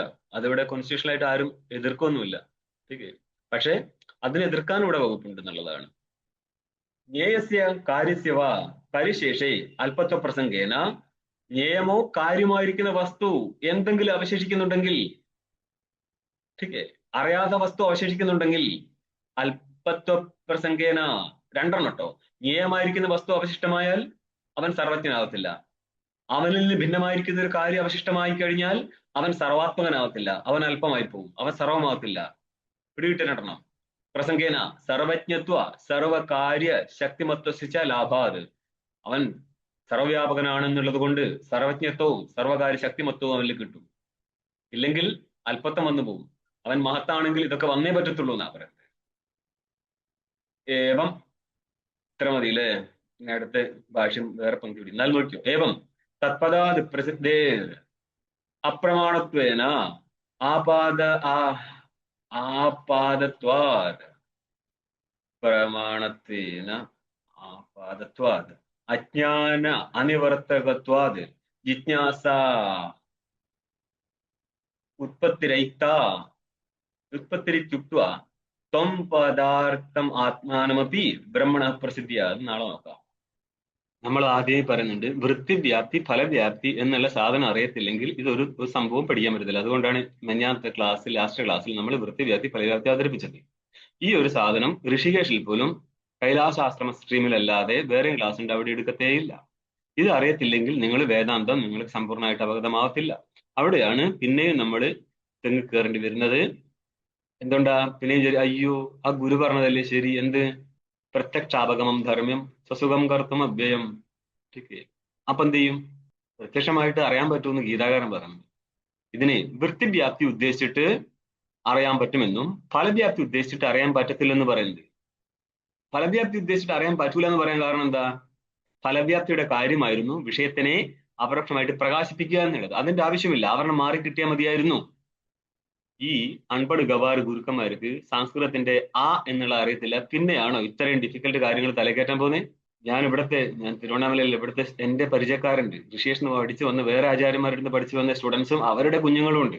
എന്നോട് ചോദിച്ചാൽ ഞാൻ അറിയത്തില്ലായിരുന്നു, ഞാൻ വർഷങ്ങൾക്ക് മുന്നിൽ ഞാൻ നിങ്ങൾക്ക് വൃത്തിവ്യാപ്തി ഫലവ്യാപ്തി അറിയാലോ, ഞാൻ മുന്നോട്ട് പറയട്ടെ എന്ന് ചോദിച്ചു. അപ്പോഴാണ് ചോദിക്കുന്നത് എന്താ സാധനം. അപ്പൊ വൃത്തിവ്യാപ്തി ഫലവ്യാപ്തി എന്നുള്ള ബേസിക് കാര്യം അറിയത്തില്ല എങ്കിൽ അടുത്ത ഞാൻ വെക്കാൻ പോകുന്ന സ്റ്റെപ്പ് ഇവർക്ക് മനസ്സിലാവില്ല. അപ്പോൾ ഇതൊരു ഹയർ സ്റ്റഡി വേറെ തന്നെ കിടക്കുന്നുണ്ട്. അത് പഠിച്ചെങ്കിൽ മാത്രമേ നമ്മൾക്ക് വേദാന്തത്തിലെ ലോവർ ഉപനിഷത്ത് മനസ്സിലാകത്തുള്ളൂ. അപ്പൊ അതുകൊണ്ടാണ് ഈ രാമകൃഷ്ണ മിഷനിലെ ഒരു സന്യാസി അങ്ങേര് മറ്റുള്ളവരോട് പറയുന്നുണ്ട്, നിങ്ങൾ വേദാന്തം പഠിക്കുന്നവരെ ന്യായം പഠിക്കണം, ന്യായം പഠിക്കാതെ വേദാന്തം പഠിക്കരുത്. ഇനി നിങ്ങൾ കൊണ്ട് ന്യായം പഠിക്കാൻ പറ്റുന്നില്ല എങ്കിൽ എന്ന് പറയാൻ ബുദ്ധി സാമർത്ഥ്യം അത്രയും വേണം ന്യായം പഠിക്കാൻ. വേദാന്തത്തിന് അത്രയും പ്രശ്നമൊന്നുമില്ല. പക്ഷെ വേദാന്തത്തിന്റെ ടോപ്പ് ഓർഡർ ക്ലാസ് ന്യായത്തിനേക്കാൾ കീറി നിൽക്കും. അതുകൊണ്ടാണ് വൃത്തിവ്യാപ്തി ഫലവ്യാപ്തി ഒക്കെ പ്രശ്നമായി മാറുന്നത്. ഇതൊന്നും കൈകാര്യം ചെയ്യണേ തന്നെ നമ്മൾ പഠിച്ചാലേ നമുക്ക് കൈകാര്യം ചെയ്യാൻ പറ്റത്തുള്ളൂ. ചോദ്യത്തിന് ഉത്തരം കൊടുക്കണ്ടേ? അപ്പൊ അവിടെ എത്തി നിൽക്കണമെങ്കിൽ എത്രയോ വർഷത്തെ ട്രെയിനിങ് വേണം. അത് എപ്പോഴേ പറ്റത്തുള്ളൂ? നമ്മളുടെ ആചാര്യനും അതിൽ അത്രയും മാസ്റ്റർ ആണെങ്കിൽ മാത്രമേ നമ്മൾക്ക് അത് പറഞ്ഞു തരാൻ പറ്റത്തുള്ളൂ. ആ സ്ട്രീമിൽ അല്ലെങ്കിൽ നിങ്ങൾക്ക് ഇത് ഒരിക്കലും കൈഗതമാവാൻ പറ്റത്തേയില്ല. നമ്മൾ പിന്നെ കുറെ കാലം കഴിഞ്ഞ് തിരിഞ്ഞു നോക്കുന്ന സമയത്ത് നമുക്കിത് ഇനി കയറി പിടിക്കാനുള്ള വയസ്സില്ല. അതുകൊണ്ട് ഈ സ്ഥലത്ത് ശ്രദ്ധ കേന്ദ്രീകരിച്ചു കൊള്ളുക, വൃത്തിവ്യാപ്തി ഫലവ്യാപ്തി എന്താ എന്നുള്ളത്. അന്നപ്പോൾ ഇവർ ചോദിച്ച എനിക്ക് ആൻസർ ചെയ്യാൻ പറ്റാത്തത്, ഇവര് പിന്നെ വേറെ അടി എന്താന്നോ, അതിന് തേവയില്ലെന്ന്, അത് ബുദ്ധിയുടെ കസർത്തതാണ്. ഞാൻ ഈ ഫീൽഡിൽ നിൽക്കുന്നതുകൊണ്ട് എനിക്കുള്ള ഗുണം നമുക്ക് നന്നായിട്ട് അറിയാം. ആർക്കാണോ ന്യായം എടുക്കാൻ പറ്റാത്തത്, ആർക്കാണോ ന്യായയുക്ത വേദാന്തം എടുക്കാൻ പറ്റാത്തത്, ഇവർ നേരിട്ട് അടിക്കുന്ന ഒരു അടിയാണ് ന്യായത്തിൻ്റെ ഒരു ബുദ്ധി കസർത്താണ്. അവൻ ബുദ്ധി കസർത്ത് കളിക്കുകയാണ്, ഞങ്ങൾക്ക് ഇതിന്റെ ആവശ്യമില്ല, ഉപാസനയാണ് മുഖ്യം എന്നുള്ളത്. ഇന്നലെയും നമ്മുടെ സുഹൃത്തുക്കൾ ഇവിടെയുള്ള ഒരുത്തൻ പൂർവ്വതാപന ഉപനിഷത്ത് ഭാഷ്യകാരൻ പറഞ്ഞിട്ടുണ്ട് ഉപാസന ഉണ്ടെന്ന് പറഞ്ഞ് തലയിൽ പൊക്കി നടത്തുകയാണ്. ഏത് ഗുരുവാണ് ഉപാസനയ്ക്ക് പ്രാധാന്യം കൊടുക്കുന്നത്? അവന്റെ ശിഷ്യന്മാരെല്ലാവരും ഇങ്ങനെ ആയിരിക്കും എന്നുള്ളതാണ്. മറുകണ്ഠൻ കടക്കാൻ ഭയങ്കര പാടാ. അപ്പോൾ ഇവിടെ പറയുന്നത് ഫലവ്യാപ്തി എന്ന് പറയാൻ എന്താ അർത്ഥം? ആ വൃത്തിയിൽ പ്രതിഫലിച്ച ചൈതന്യത്താൽ വിഷയത്തിന്റെ പ്രകാശം നടത്തുക എന്ന. ബ്രഹ്മവസ്തുവിന്റെ കാര്യത്തിൽ ഇതിന്റെ ആവശ്യമില്ല എന്നുള്ളത് കൊണ്ടാണ് ജ്ഞാനവേദ്യമല്ല എന്ന് പറയുന്നത്. ഓക്കെ, മനസ്സൈവ അനുദ്രഷ്ടവ്യം എന്നുള്ളതിന്റെ അർത്ഥം എന്താ? ബുദ്ധി കൊണ്ട് മാത്രമേ അറിയാൻ പറ്റത്തുള്ളൂ എന്നാ. അതെന്തുകൊണ്ടാ? ബ്രഹ്മാകാര വൃത്തിയാൽ ആവരണം നഷ്ടപ്പെടും എന്നുള്ളത് ആശ്രയിച്ചിട്ടാ പറയുന്നത്. അപ്പൊ വൃത്തിവ്യാപ്തി ഫലവ്യാപ്തി അറിയാത്ത ആൾക്കാർക്ക് ഇതെന്ത് പ്രത്യേകിച്ച് പറയാൻ പറ്റും? ഒന്നും പറയാൻ പറ്റത്തില്ല മുന്നോട്ടേക്ക്. മനസ്സിലായോ? നമ്മൾ കേരളത്തിലല്ല, ഇന്ത്യയിലോ ലോകത്തിലോ മൊത്തം എടുക്കുന്നതിൽ 99.99 എടുക്കുന്നത് വേറെ പ്രമേയ വസ്തുക്കളെ മാത്രമേ പറയത്തുള്ളൂ. പ്രമാണ സൈഡ് കയറത്തില്ല. പ്രമാണ സൈഡ് കയറി കഴിഞ്ഞാൽ എത്രയും പ്രശ്നവും പരിവട്ടമുണ്ട്. അതിൽ തന്നെ നമ്മൾക്ക് ഒരു 5-10 വർഷത്തെ സ്റ്റഡി ഉണ്ടെങ്കിൽ മാത്രമേ നമ്മൾക്ക് എന്തെങ്കിലും ഒന്ന് പറയാൻ പറ്റത്തുള്ളൂ അവിടെ. ഓക്കെ. ഓം പൂർണ്ണമദഃ പൂർണ്ണമിദം പൂർണ്ണാത് പൂർണ്ണമുദച്യതേ പൂർണ്ണസ്യ പൂർണ്ണമാദായ പൂർണ്ണമേവാവശിഷ്യതേ. ഓം ശാന്തി ശാന്തി ശാന്തി. ശങ്കരം ശങ്കരാചാര്യം കേശവോം വാദരായണം സൂത്രഭാഷ്യകൃതൗ വന്ദേ ഭഗവന്തൗ പുനഃ പുനഃ. ഈശ്വരോ ഗുരുരാത്മേതി മൂർത്തിഭേദവിഭാഗിനേ വ്യോമവദ്വ്യാപ്തദേഹായ ദക്ഷിണാമൂർത്തയേ നമഃ. ഓം ശാന്തി ശാന്തി ശാന്തി.